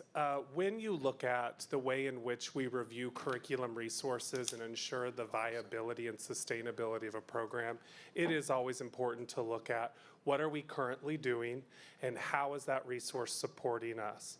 Eureka has updated the resource to Eureka Squared now. So the resource has already been updated, and it was one of the programs that we implemented during our pilot within this year. So we compared Eureka Squared to iReady and went through our pilot process. So it wasn't as if we were just abandoning Eureka completely. It continued to move through our piloting process to determine what would be best suited for our students. So that is what has landed. We went with iReady as we felt like it was what was best for students, and I have some information if you have specific questions around that I would be happy to answer to make sure that I'm providing the information you're looking for. Appreciate it. Yeah. Did we use a pilot group similar to what we've done with IXL? And were those teachers given the opportunity to provide feedback as it relates to this specific curriculum change compared to what they're currently utilizing? So, couple things. IXL was implemented universally. It was not piloted this year. But yes, we did collect teacher feedback and we collected student feedback. So let me get to what we learned from our staff, because I gathered some information in case you asked this evening. Just in case. I would start with student perception. In both teacher responses and classroom observations, students were excited about the digital iReady activities, especially the mathematical games and practices during their personalized learning. They loved working together to solve problems every day as part of the iReady curriculum. They also enjoyed keeping track of their progress by writing about it in their learning in the workbooks and seeing how far they've come in their personalized learning. So we did lift up some personalized information around students in case you were interested. We also have other information, and in the document that was added, it talked about teacher perceptions that we compiled and put in that PowerPoint. I don't have it in front of me to read them to you, but those were uploaded with the recommendation. Thank you. Yes. And were you able to see any improvement in student achievement? Yes, and just so we can speak about comparative districts, current national implementers of iReady, similar to Kansas City, Kansas Public Schools, like Albuquerque, New Mexico, Granite, Utah, which is south of Salt Lake City, and Boise, Idaho, as well as Las Cruces, New Mexico in particular. Their data at Las Cruces experienced a number of students on or above grade level. It more quadrupled in their first year. with 38% moving into the honor above. So we've also not only taken a look at our pilot data where we collected information on how our students were performing, but we also looked at comparative districts to see what happened when they implemented the resource within their first year as well. So what happened with our students? So our students showed gains. I'm happy to share that data directly with Dr. Stubblefield, and Please. she can have you guys look at that as well. Yeah. Yeah. All right, thank you. Any additional questions? Thank you. I appreciate the discourse. All right, we are now ready for the next one, which is Baxter and KCKPS Auto MOU. Are there any questions or? I don't have a question, but I just have a comment. Thank you for finally having one where the kids get paid. And I'm not saying it's not good to have an internship and you not be paid, but we're living in a world now, they want something. And the fact that they will get some sort of monetary gain, that does help. And the more we can do that, I think we'll get more kids involved. And that can also help with attendance to get them to come to school because they're working for something. Not to say they're not working for anything now, but it does, most of us want to get paid. Yes. So it does help. It is an incentive. And thank you. Thank you, Ms. Wright. Anyone else? That's bad, yeah, bad. Thank you. At this time, we're going to go ahead and take a 10-minute break. Could I get a motion, please? So moved. Second. Thank you.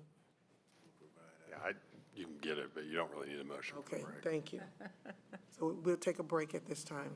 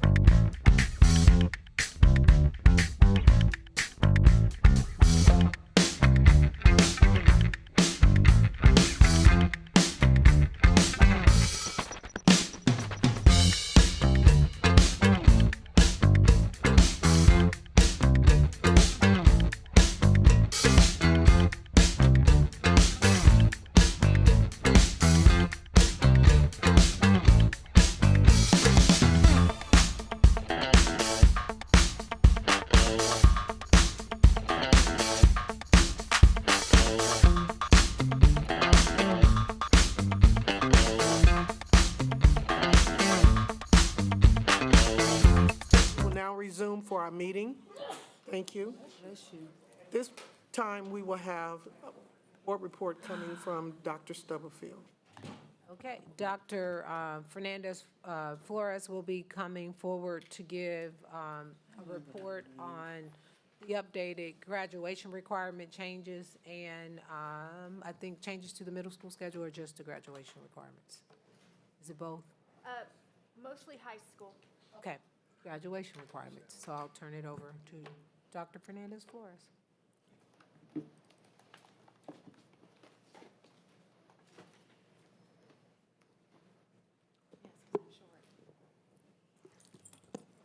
Buenas noches. Good evening, Vice President Drew, Kansas City, Kansas Public School Board members, Superintendent Dr. Stubblefield, Kansas City, Kansas Public School staff, colleagues, and community members. I'm Dr. Danita Fernandez Flores, Executive Director of Diploma Plus College and Career Instructional Programs. I'm here tonight to provide an overview of graduation requirement changes in the state of Kansas for the class of 2028 and the impact it has on our 2028 Kansas City, Kansas Public Schools graduating requirements. All changes fit within our focus on the spheres of influence. They're also fit within our district strategic framework and are in alignment with our 3 priorities. Furthermore, they support our work towards our North Star of ensuring all graduates graduate from Kansas City, Kansas Public Schools with a Diploma Plus. Kansas began analyzing the graduation requirements in 2021. A task force was convened representing multiple stakeholders and representing various school districts. I was a member of that task force. Ultimately, the goal is to ensure that Kansas education programs can meet the mission and vision of all Kansans. The mission and vision the state has put forth parallels our own mission and vision for our students and our community. I believe that as I present the changes, you will be able to see that the state has fashioned a program that was already been put in place in our district. As I begin, the items on this slide are some high-level informational pieces. The graduation changes are for our current 8th graders. There are new course requirements, some of which we already had in place. For instance, financial literacy has been in our district. We've been calling it consumer education. Kansas City, Kansas Public Schools has also had a requirement for speech forensic and debate. Our state will now ask for a half credit in communication, which is this area specifically. The total credits required will not change, 21. However, the classification for the credit type changes. For instance, math and science will be classified together in a new category called STEM. STEM represents courses in science, technology, engineering, and mathematics. The state will now have a requirement that is called post-secondary assets. We know it as Diploma Plus endorsements. Finally, the state will require completion of FAFSA. However, families will be able to opt out of this requirement. I will now go over more specifics regarding graduation changes. As I begin, let me navigate the slide layout. The top left is the current state requirement. In this case, we have ELA, which means English Language Arts, and 4 units are required by the state. The top right reflects the change. This category is now called communications. And in this case, the state now requires 3.5 units in English Language Arts and 0.5 units in communications. Moving to the table, the far left is our current recognized diploma. You see that we require 4.5 credits in English Language Arts, 4 credits of English Language Arts, and in our district, we've always required a half credit in either speech forensics or debate. Moving to the middle, you will see the new recognized diploma, how that does not necessarily change. We will continue to require 4 credits of English Language Arts and a half credit of communications. It will be important to note that Kansas Qualified Admissions requires 4 English Language Arts and half can be speech. However, NCAA requires 4 ELA credits and will not accept a communication credit. Therefore, our recognized diploma will always help our students meet an NCAA requirement if that's what they choose to do. On the far right column is what the foundational diploma would need to incorporate to comply with the state requirements.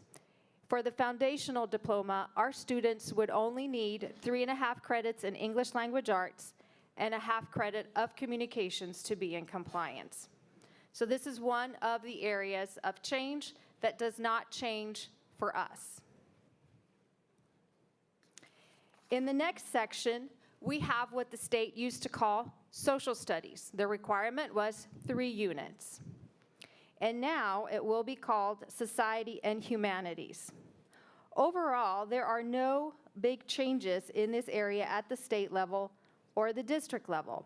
However, the state does not allow us to require a single CTE course to be taken, such as the one you see on the far left, Business Economics. We've been requiring this CTE course.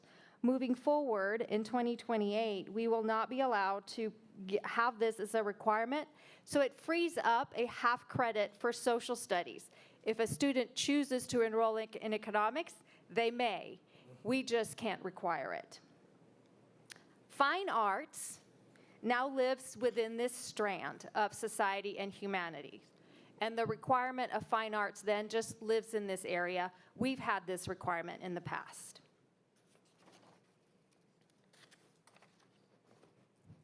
Moving to the third area. As mentioned earlier, the domain of math and science live together within now STEM, along with other courses. We will continue to offer our math courses and science courses and already offer many other STEM-related courses within our CTE pathways.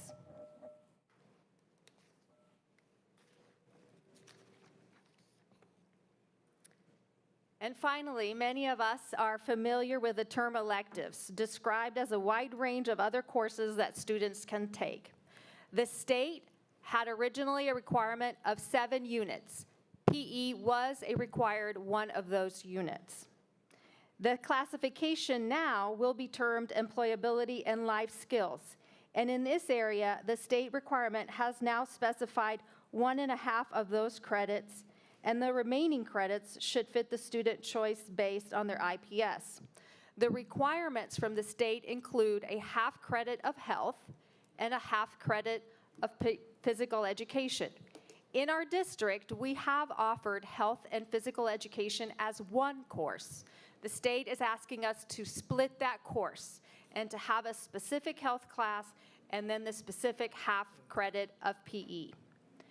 Financial literacy is only changing in name. Instead of consumer education, we'll call it financial literacy, so as students navigate in and out of our system, other systems can clearly identify this course. Business communications is a CTE course. We may not require any individual course, and therefore that half credit then becomes a part of the CTE credit for the recognized diploma for 2028, so you will now see 2 credits of CTE in that section. The others will be chosen as students are writing their individual plan of study. I will now present to you a new addition of requirements called post-secondary assets. Our district has had a vision to ensure students graduate with more than a diploma, and so we created Diploma Plus. On the left side of the screen, the gray column, you will notice the 7 areas for Diploma Plus endorsements.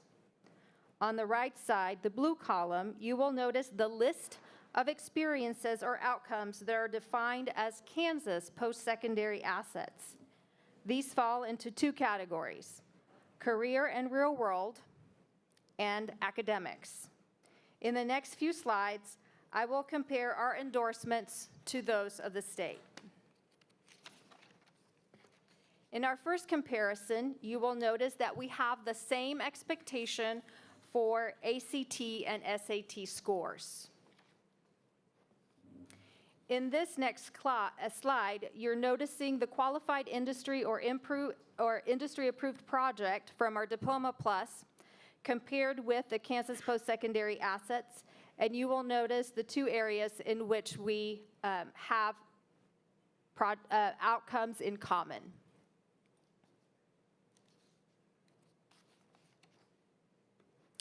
As I move on to the IB program fits with senior projects and senior exit interviews.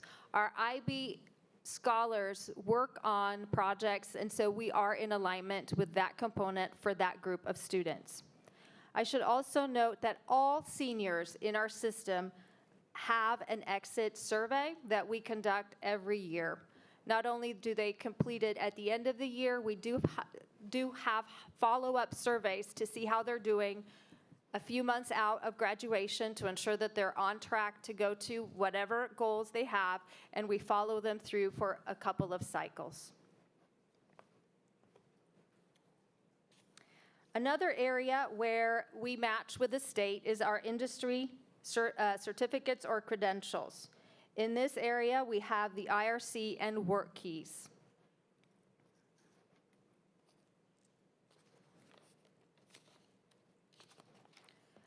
Both Diploma Plus and the Kansas post-secondary assets look at military as a component of success.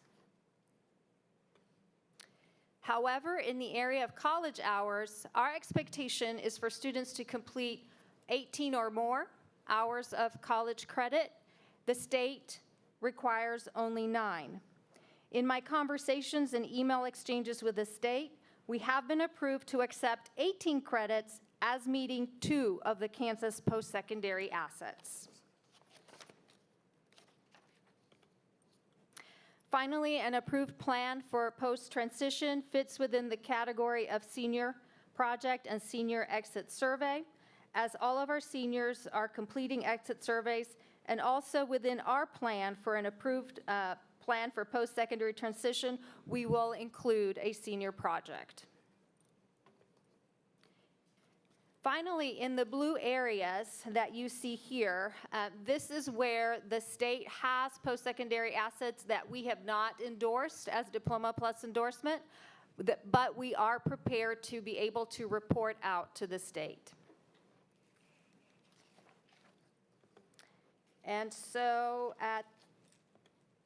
I will finish this presentation by providing you with some of our completed tasks to ensure that we are in alignment to support all of our class of 2028 and beyond, and some of the continued work that we are undertaking.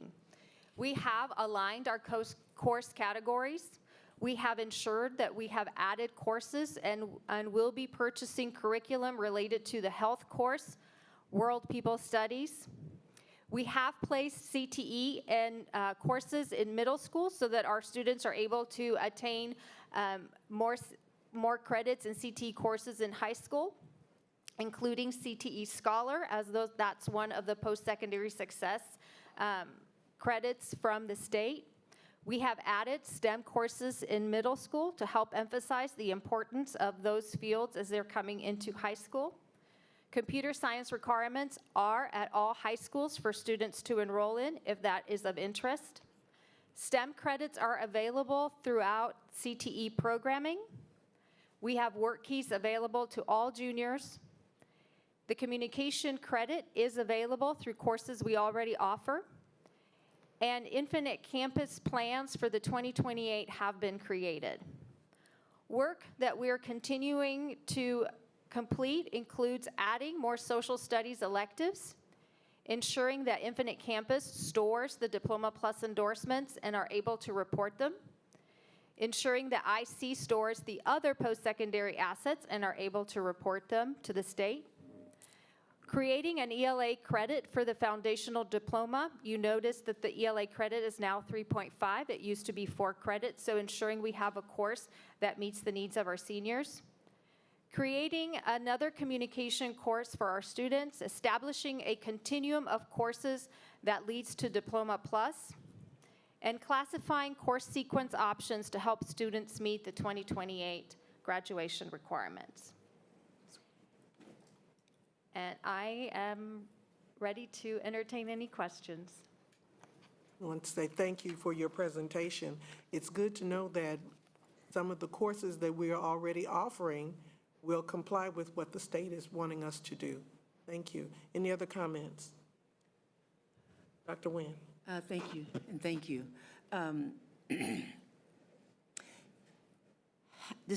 Discuss how the individual plans of study and the FAFSA are documented, that students complete them.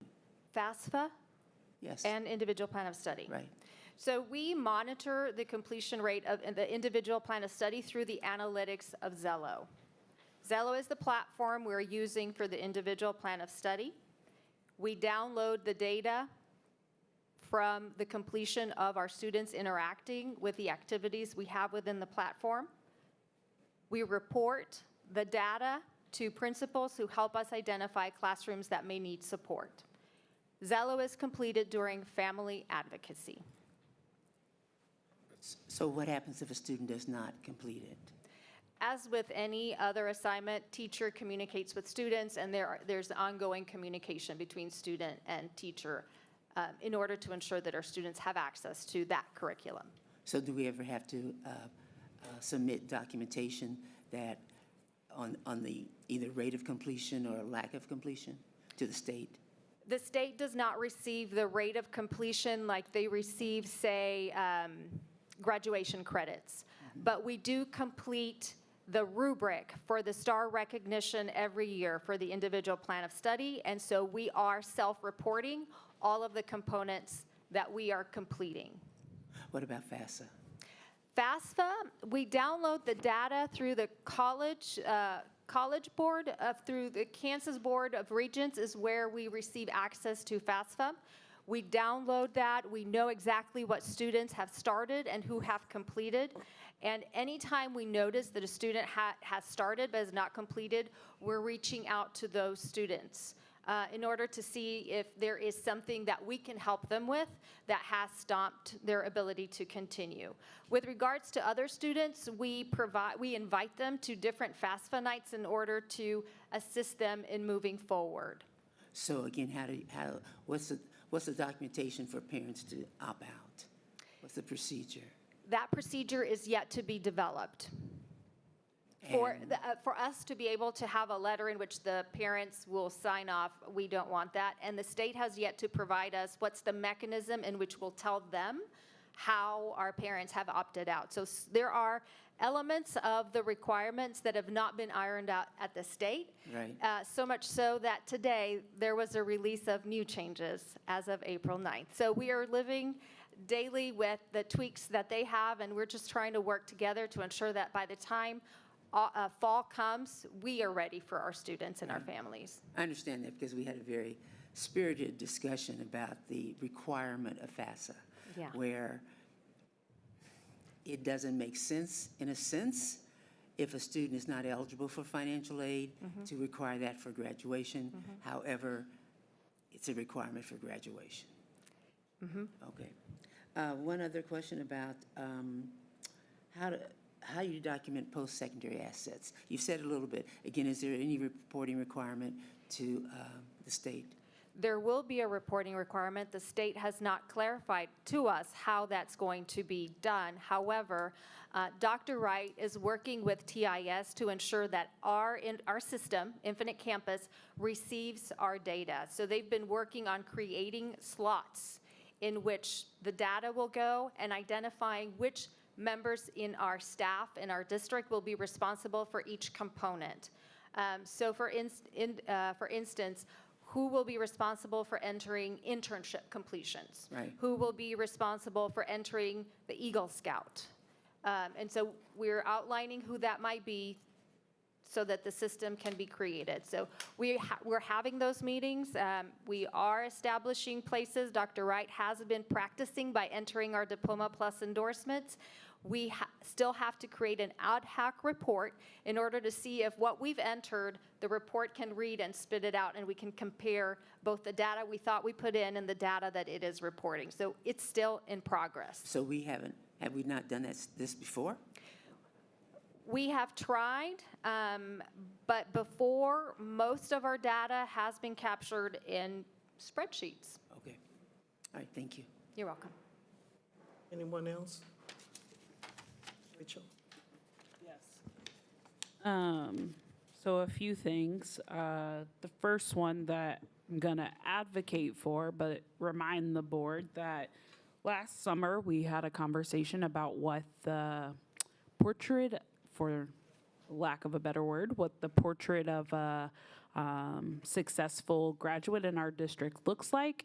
At that time, something was elevated that, as we're going through this process, I'm still confused how we as a board get to a point to actually see that. And you brought it up today. It is something that we don't currently have, and we talked about it multiple times, which is community service and civic engagement. I'm disappointed that it still has not made its way into our Diploma Plus endorsements. It's, as you mentioned, recognized by the state. I would like to see, if we're not going to add it as a Diploma Plus endorsement, I would like to see it added as a credit that we are requiring of our students. That was a conversation that we as a board had. So I think that's maybe where I'm challenging leadership to go back and look at that. That was something we talked about. It's in both in our portrait of a graduate, but it's also in our budget priorities. And so in that list of 15 things that we just got presented with at the beginning of this year, it also is there. And so I, again, am just putting that out there. That not really a question, but my thought.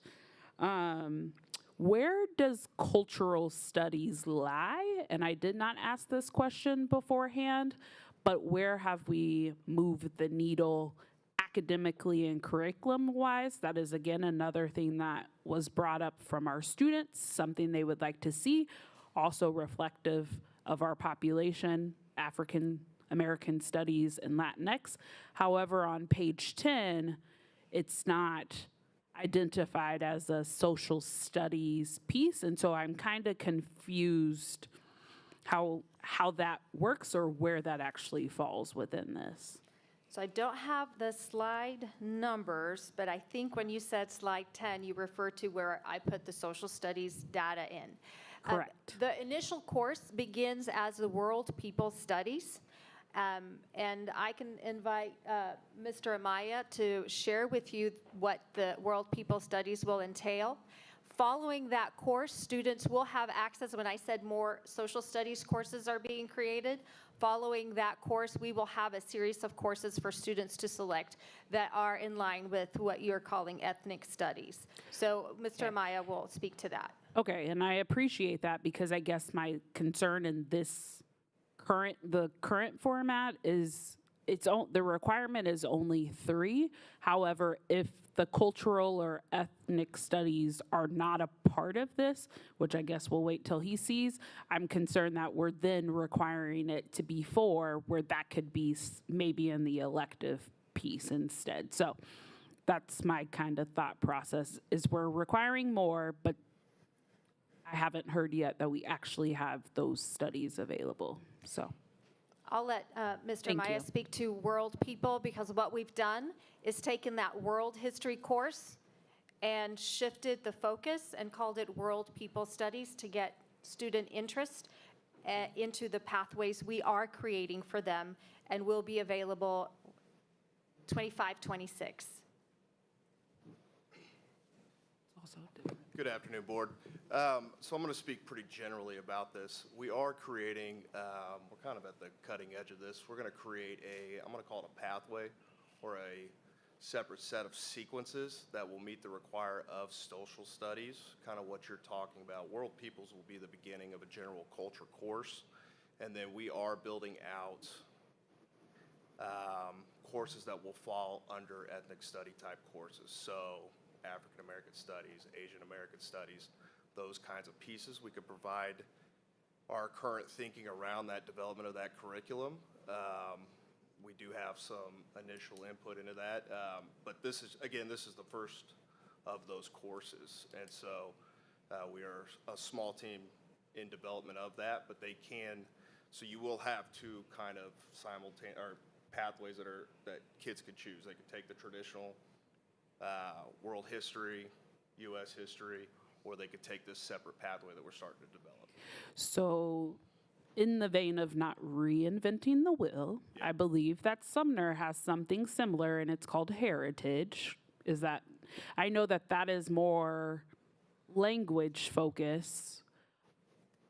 So would that be similar to what we're trying to accomplish? We are looking at Sumner's kind of, so I'm gonna call it sequencing or pathwaying of, we're defining all of those. Does that make sense? So we're looking through all of that. We basically, again, we're focusing on the World Peoples course currently because we got to build it out year by year. But we are not at a place where we can just adopt the whole pathway for the entire district. Does that make sense? So we're building out that curriculum currently. I hear that, but I guess I also know that we don't have to be super innovative. There are other people who do it and do it well. And so I just want to make sure that we're not dragging is not the word I'm trying to use, but that we're not spinning our heads when there are things that are already in place and our students don't benefit because we don't have anything. And when I hear 25, 26, I'm like,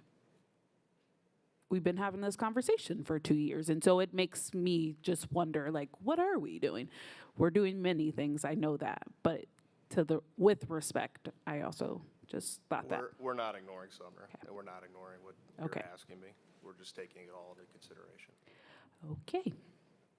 My last question is around, was there a parent component to Zello and how parents are informed about individual plans of study? How are parents engaged? Because I hear you, but I also, as a parent of a 7th grader, how do we continue to share this information? This is a lot right here. What is our intention for engaging soon-to-be 8th grade parents who will have these new? We have had communications and sent out to families. I'm trying to recall all that we've been doing. I was currently in an interview with Dos Mundos to provide marketing around to our families in different circles around this topic. It has been in FA nights. I can create another list of things that I'm currently not remembering of how we've communicated these items to our families. With regards to Zello, because that was another piece of the question, the last time I was a user of Zello, there is a place for our students to send an email invite to their parents so that they can see the platform and all the items that our students are working on and what their survey's interests say. I received those as a parent of 2 Zello kids in another district. So they would send me a link and I would come in and I would be able to complete some of those components. The family engagement piece in our district, we are still building out the usage in the classroom, building capacity with teachers and principals, and that next layer will be our families in our implementation plan. And when does Zello, at what grade level does it roll out? It roll out 6th grade. We are using it as our platform. I remember the day that you said that when we were making the transition. That would have been when my child was in 5th grade going to 6th grade. I've never got that notification, so maybe if we can just follow up. Absolutely. To make sure. Because while you're saying that's the next step, I'm also concerned that we're bringing parents in after the fact. But I will not get on that hill today. Thank you. Thank you. Any other comments? Wanda? Yeah, on the STEM part, at some of the workshops we attended for the Board of Education conference, they talked about empowering change through revolutionizing school with AI. Is that a part of your STEM? Will we include that? 'Cause that seems to be the wave of the future. Absolutely. Currently, a lot of our STEM courses live within career and technical education. And career and technical education is undergoing a lot of reinventing at the national level and at the state level. So I'll be better equipped to answer that question as soon as I see a lot of that work come to us after it's been completed. In our district, we are starting to work around AI, and I believe more information around what our district is engaged in will be coming forth. Because one of the schools that the young man, he started his own charter school. And from what we saw, it really changed their whole environment, their climate, by using the technology. And they also, that's why I made the comment to Ms. Wright about they're paying their kids to do these programs, and they're buying into it, and their parents are buying into it. So why not? It is being used in our digital graphics courses. I was in a meeting in which I had the teacher from Schlegel and the teacher from Washington, and they were both presenting to companies the work they're doing with AI within their classroom. Thank you. Yolanda.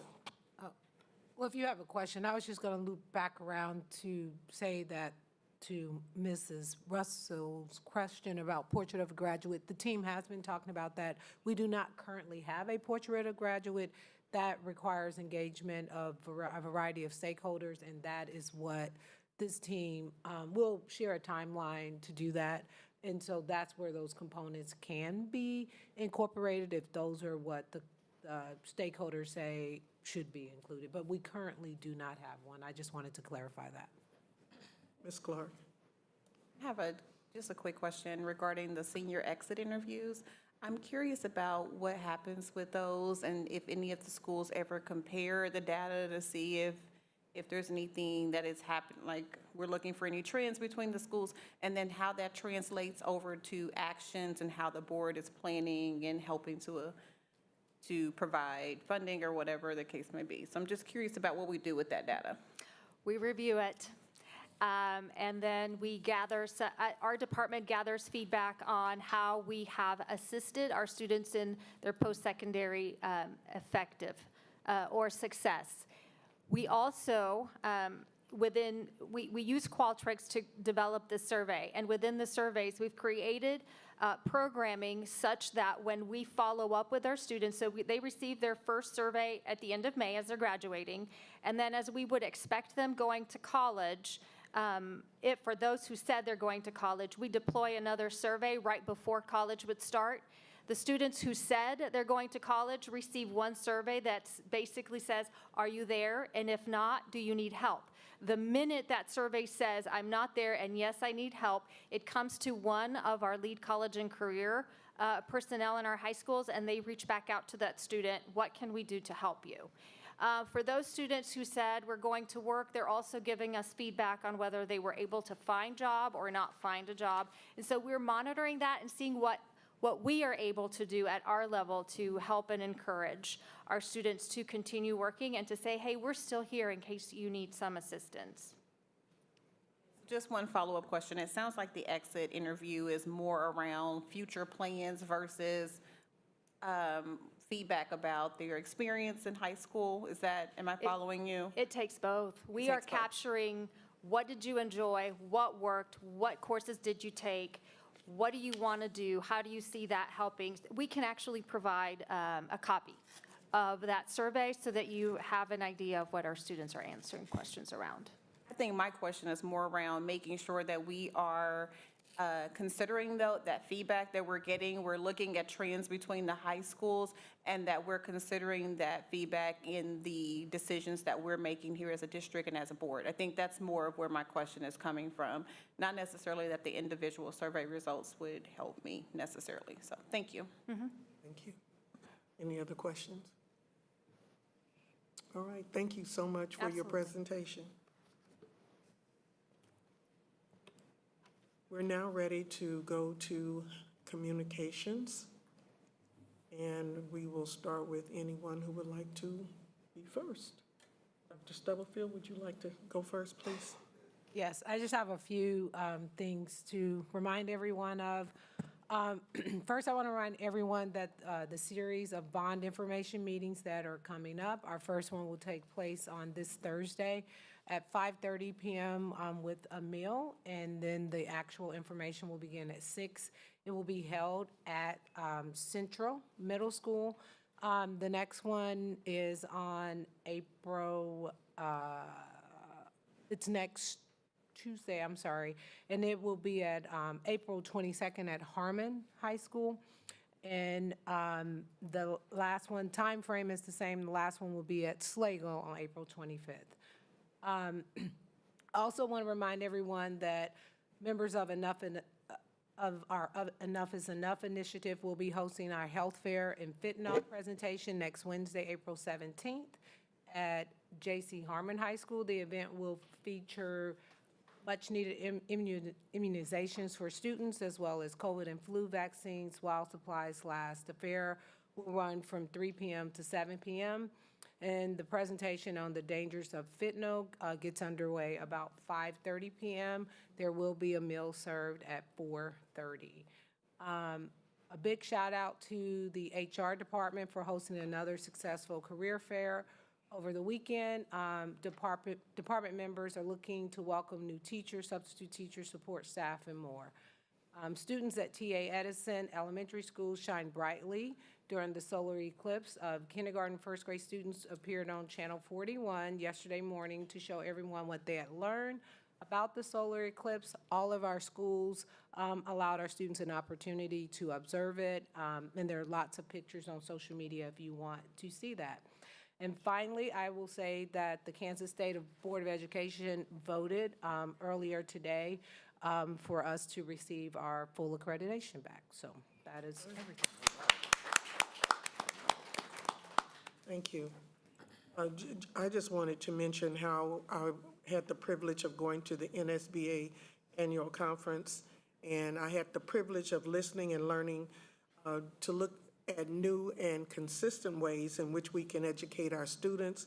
And more importantly, I learned how we can engage parents a little bit more to bring forth greater success for our students. And I just wanted to thank the district for allowing me to be able to be present and listening and learning as a student on the board so that we can bring about the best for our district.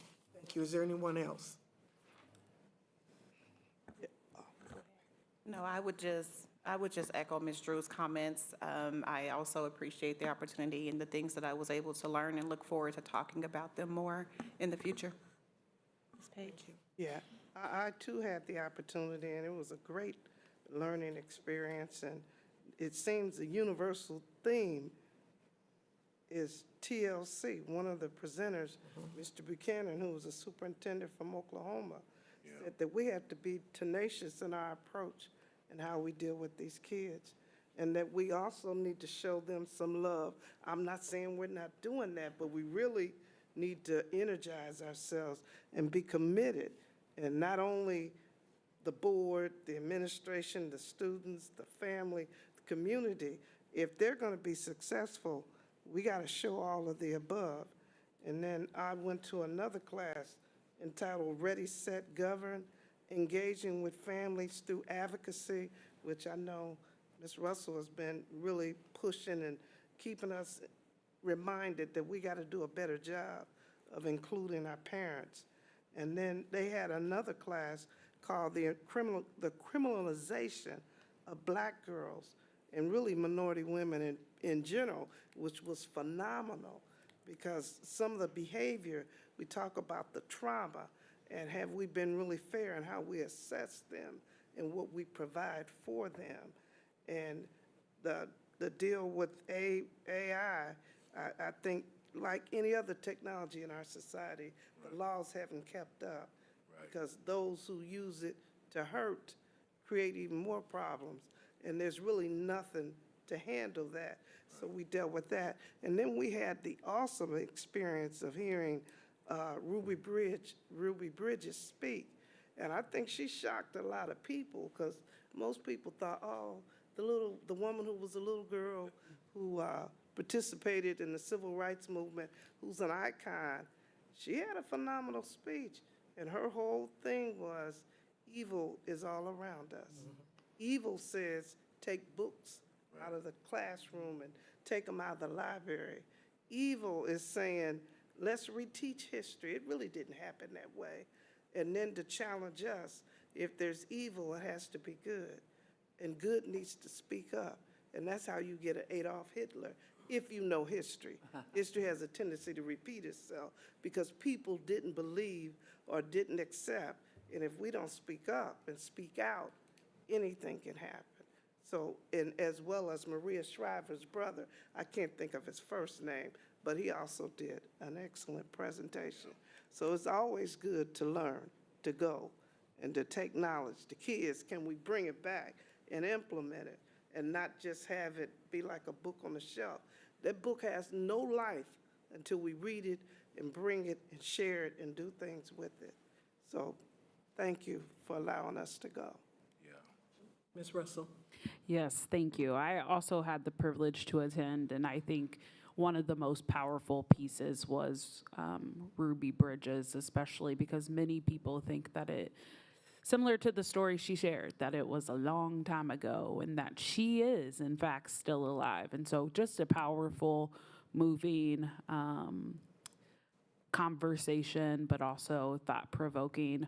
I spent a lot of my time while at NSBA attending sessions around students, both at the dais, but also how we as board members truly engage and hear directly from our students, many of which align with some of the topics that I added to the agenda for our board retreat. So I look forward to diving into that, but also continuing to talk about how we bring back information and share it with one another.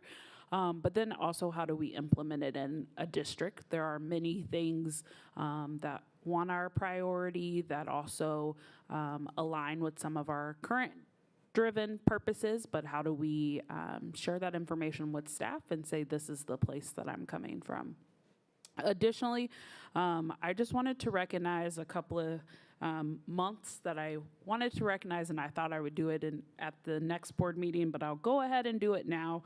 Maybe I'm helping Edwin out, but recognizing the month of April is both Child Abuse Prevention Month. It was great to roll up today to, I think I saw it on LinkedIn, some of the whirly things, I don't know what the proper name, those little wind things, but just also how our SEL teams and social work teams, how they continue to provide that space for our students to open up and talk about those things in a variety of different ways, both in person, but also virtually. And then also April, if you didn't know, is National Bilingual Multilingual Learner Month. And so just really shouting out the amazing work that our multilingual department is doing, Ms. Rodriguez and her team, as well as our commitment to our dual language magnet program, and continuing to see that grow and all of those things. So just wanted to add that, but also thank Dr. Stubblefield for having that amazing group from Arrowhead here today. I think constantly regrounding us in our why and our purpose for being here, and just also advocating that the arts are still just as important as everything else. So thank you. Mr. Mylan? Yes, I was also inspired, and I echo a lot was already been said and stated, and what Ms. Page was saying when it pertains to AI. I was inspired and totally engaged as a first-timer, and I learned a lot and navigated through just a plethora of information. But when we spoke about an AI, it's something that we should not be afraid of, but don't look at it as something that you discharge, but something that will supercharge you. And we've got to look at it in our way of teaching and learning things. Some things don't need to be changed, but some things just need to be changed. In other words, the method of we're doing, and not necessarily the message that we present. But as we stay committed as a caring body of board members and educators in the learning process. Without AI, students, I learned, will be significantly behind, and we've got to keep up with the times. And it was a lot of acronyms that were used, but one was the acronym URR, in other words, understand, recognize, and respond. Oftentimes, we as a people do it just the opposite. We respond, we recognize, and then we understand. And so that's doing it the backward way. You have to understand what you're doing. When you understand, recognize how to go about it. And then you respond and then put it into action. It's almost like you quick to listen, so to speak, and slow to anger. And y'all know what I'm talking about. Oftentimes we get anger, and then we speak, and then we listen. So you got to listen, and we got to be engaged with our students and people. And oftentimes they talked about, well, not oftentimes, but there was a special part in the class I saw that it on the film, on the slide, talked about relationships. Relationship is so key in any walk of life, and even when we talk about engaging with our students, our teachers, board members. And you cannot restore a relationship unless you all had one in the first place. So you got to make sure you have a relationship before one can be restored. So I learned a lot. I was excited when those classes last for an hour, and that time goes quick. And the young man from Compton, the principal, he just was so, what we see is not always what you see. And it's a person behind that face or that smile or that body. So, just don't judge people, because behind every face there's a story. So we got to continue to build relationships, and that's even with the board and then students and the teaching concept. But expectation, engagement, exploration, explanation, exhibition. But understand, recognize, and respond really hit me. And hit me real well, and I just want to thank the opportunity to attend such an affair and a convention. Thank you. Thank you. Dr. Nguyen. Well, I'm going to break the thread. I did not go to the convention. I was dealing with the K-12 budget that was really contentious. But nevertheless, this is the 70th anniversary of Brown v. Board, so there will be activities in Topeka both this month and May, and we may have an opportunity to see Ruby Bridges again, because those of us who communicated with her foundation and got the T-shirts are trying to negotiate with her to come back, well, actually come to Topeka in September, October, and hopefully we can get some of our kids to go up in their T-shirts. So that's that. Thank you. Thank you. We thank each and every one of you who have given the responses. At this time, we're going to go ahead and move into executive session, and before we do, Dr. Stubblefield, you have a message to everyone? Yes. Staff, with the exception of Dr. Campbell, Mr. Lilly, and Samry Devon, can be dismissed. I do have a request. If Dr. Nguyen's personnel one can be moved prior to the board clerk's that executive session, so that staff doesn't do two, and then it's that one. And then Okay, so from D to where? to C. Okay. Wherever you like. Yeah, from D to C. Okay. D to C. So may I get a motion for us to recess to executive session at 8:03 for 10 minutes to discuss matters of non-elected personnel in order to protect the privacy and interests of the parties involved under the Kansas Open Meeting Act, with Dr. Stubblefield, Greg Goheen, Dr. Campbell, Steve Lilly, Samry Devon, and be present. So moved. Second. It's been moved and seconded. Leslie? Yolanda Clark, Yolanda Clark, yes. Maxine Drew, Maxine Drew, yes. Robert Mylan Jr., Nyla Jr., yes. Wanda Brownlee Page, Wanda Brownlee Page, yes. Rachel Russell, Rachel Russell, yes. Dr. Nguyen. Dr. Nguyen, yes. Thank you. Thank you. And we will meet for 10 minutes.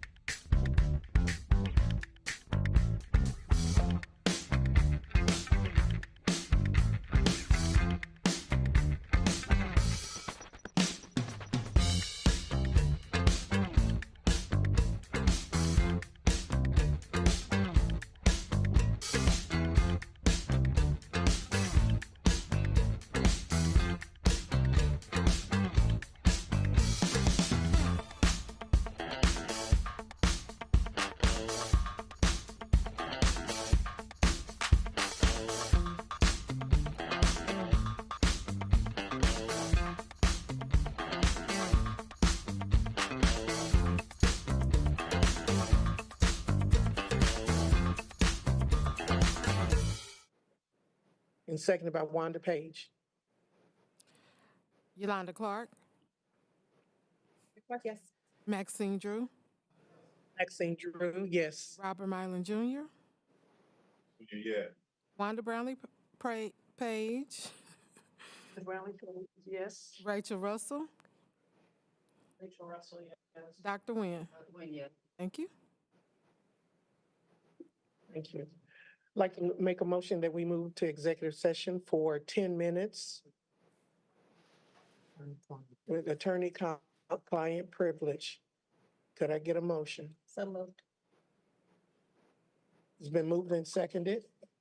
I didn't hear who seconded the motion. Yolanda and Ms. Page. Thank you. Yolanda Clark, Yolanda Clark, yes. Maxine Drew, Maxine Drew, yes. Robert Mylan Jr., Allen Jr., yes. Wanda Brownlee Page, Wanda Brownlee Page, yes. Rachel Russell, Rachel Russell, yes. Dr. Nguyen. Thank you. Thank you.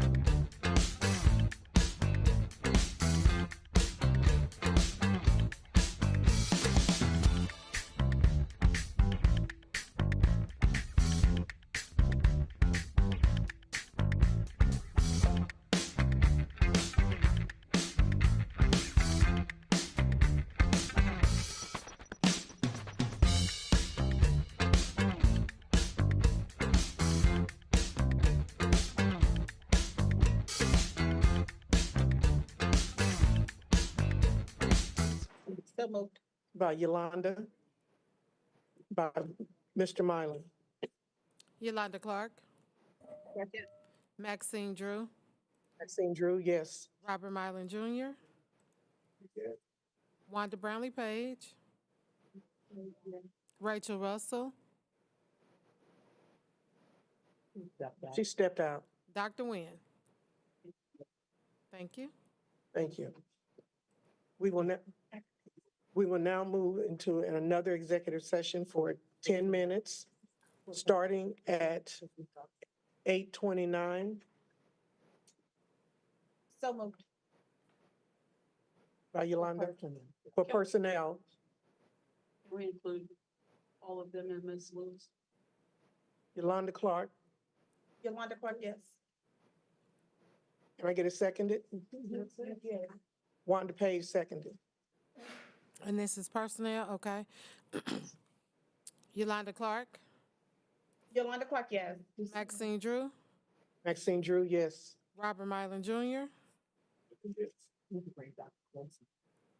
Wanda Brownlee Page. Yes. Rachel Russell.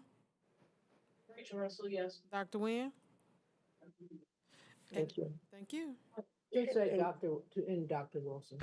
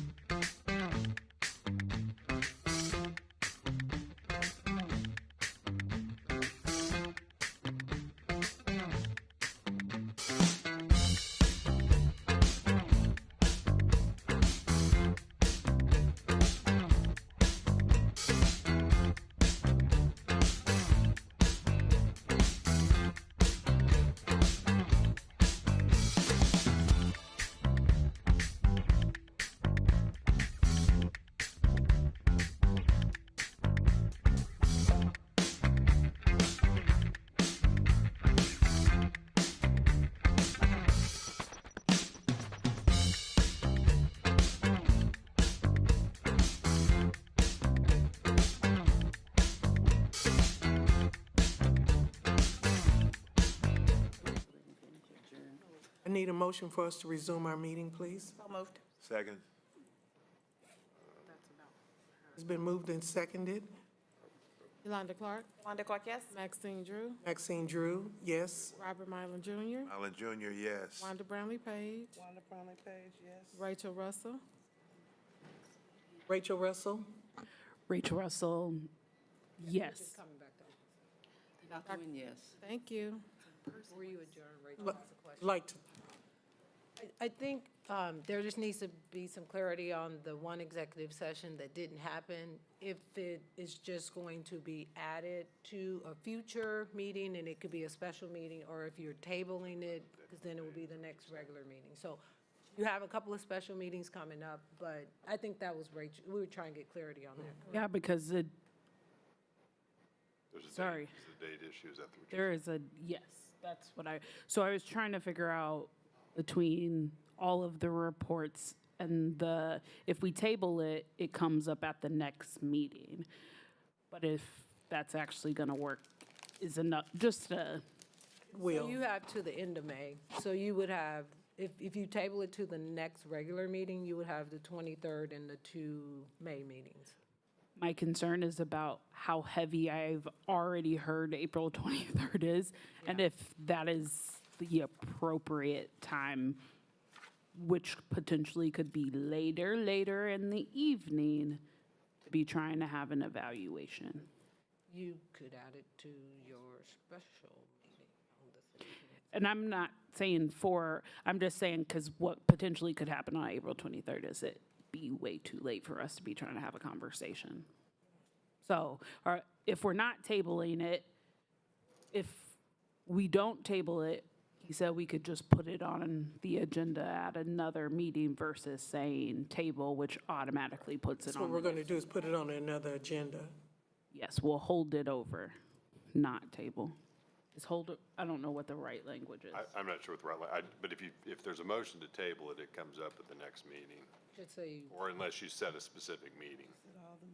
So I would just reschedule it. I'd use a reschedule language. You reschedule it for a future board meeting. Just have to be the chair. The desire was to table it for the next meeting in order for us to do it. But if the board would like to schedule a specific date as to when it can happen, then if you would submit that, then we will discuss it and then vote on it. So I'm asking that the board put it on the April 16th special meeting, right? Special meeting, yes.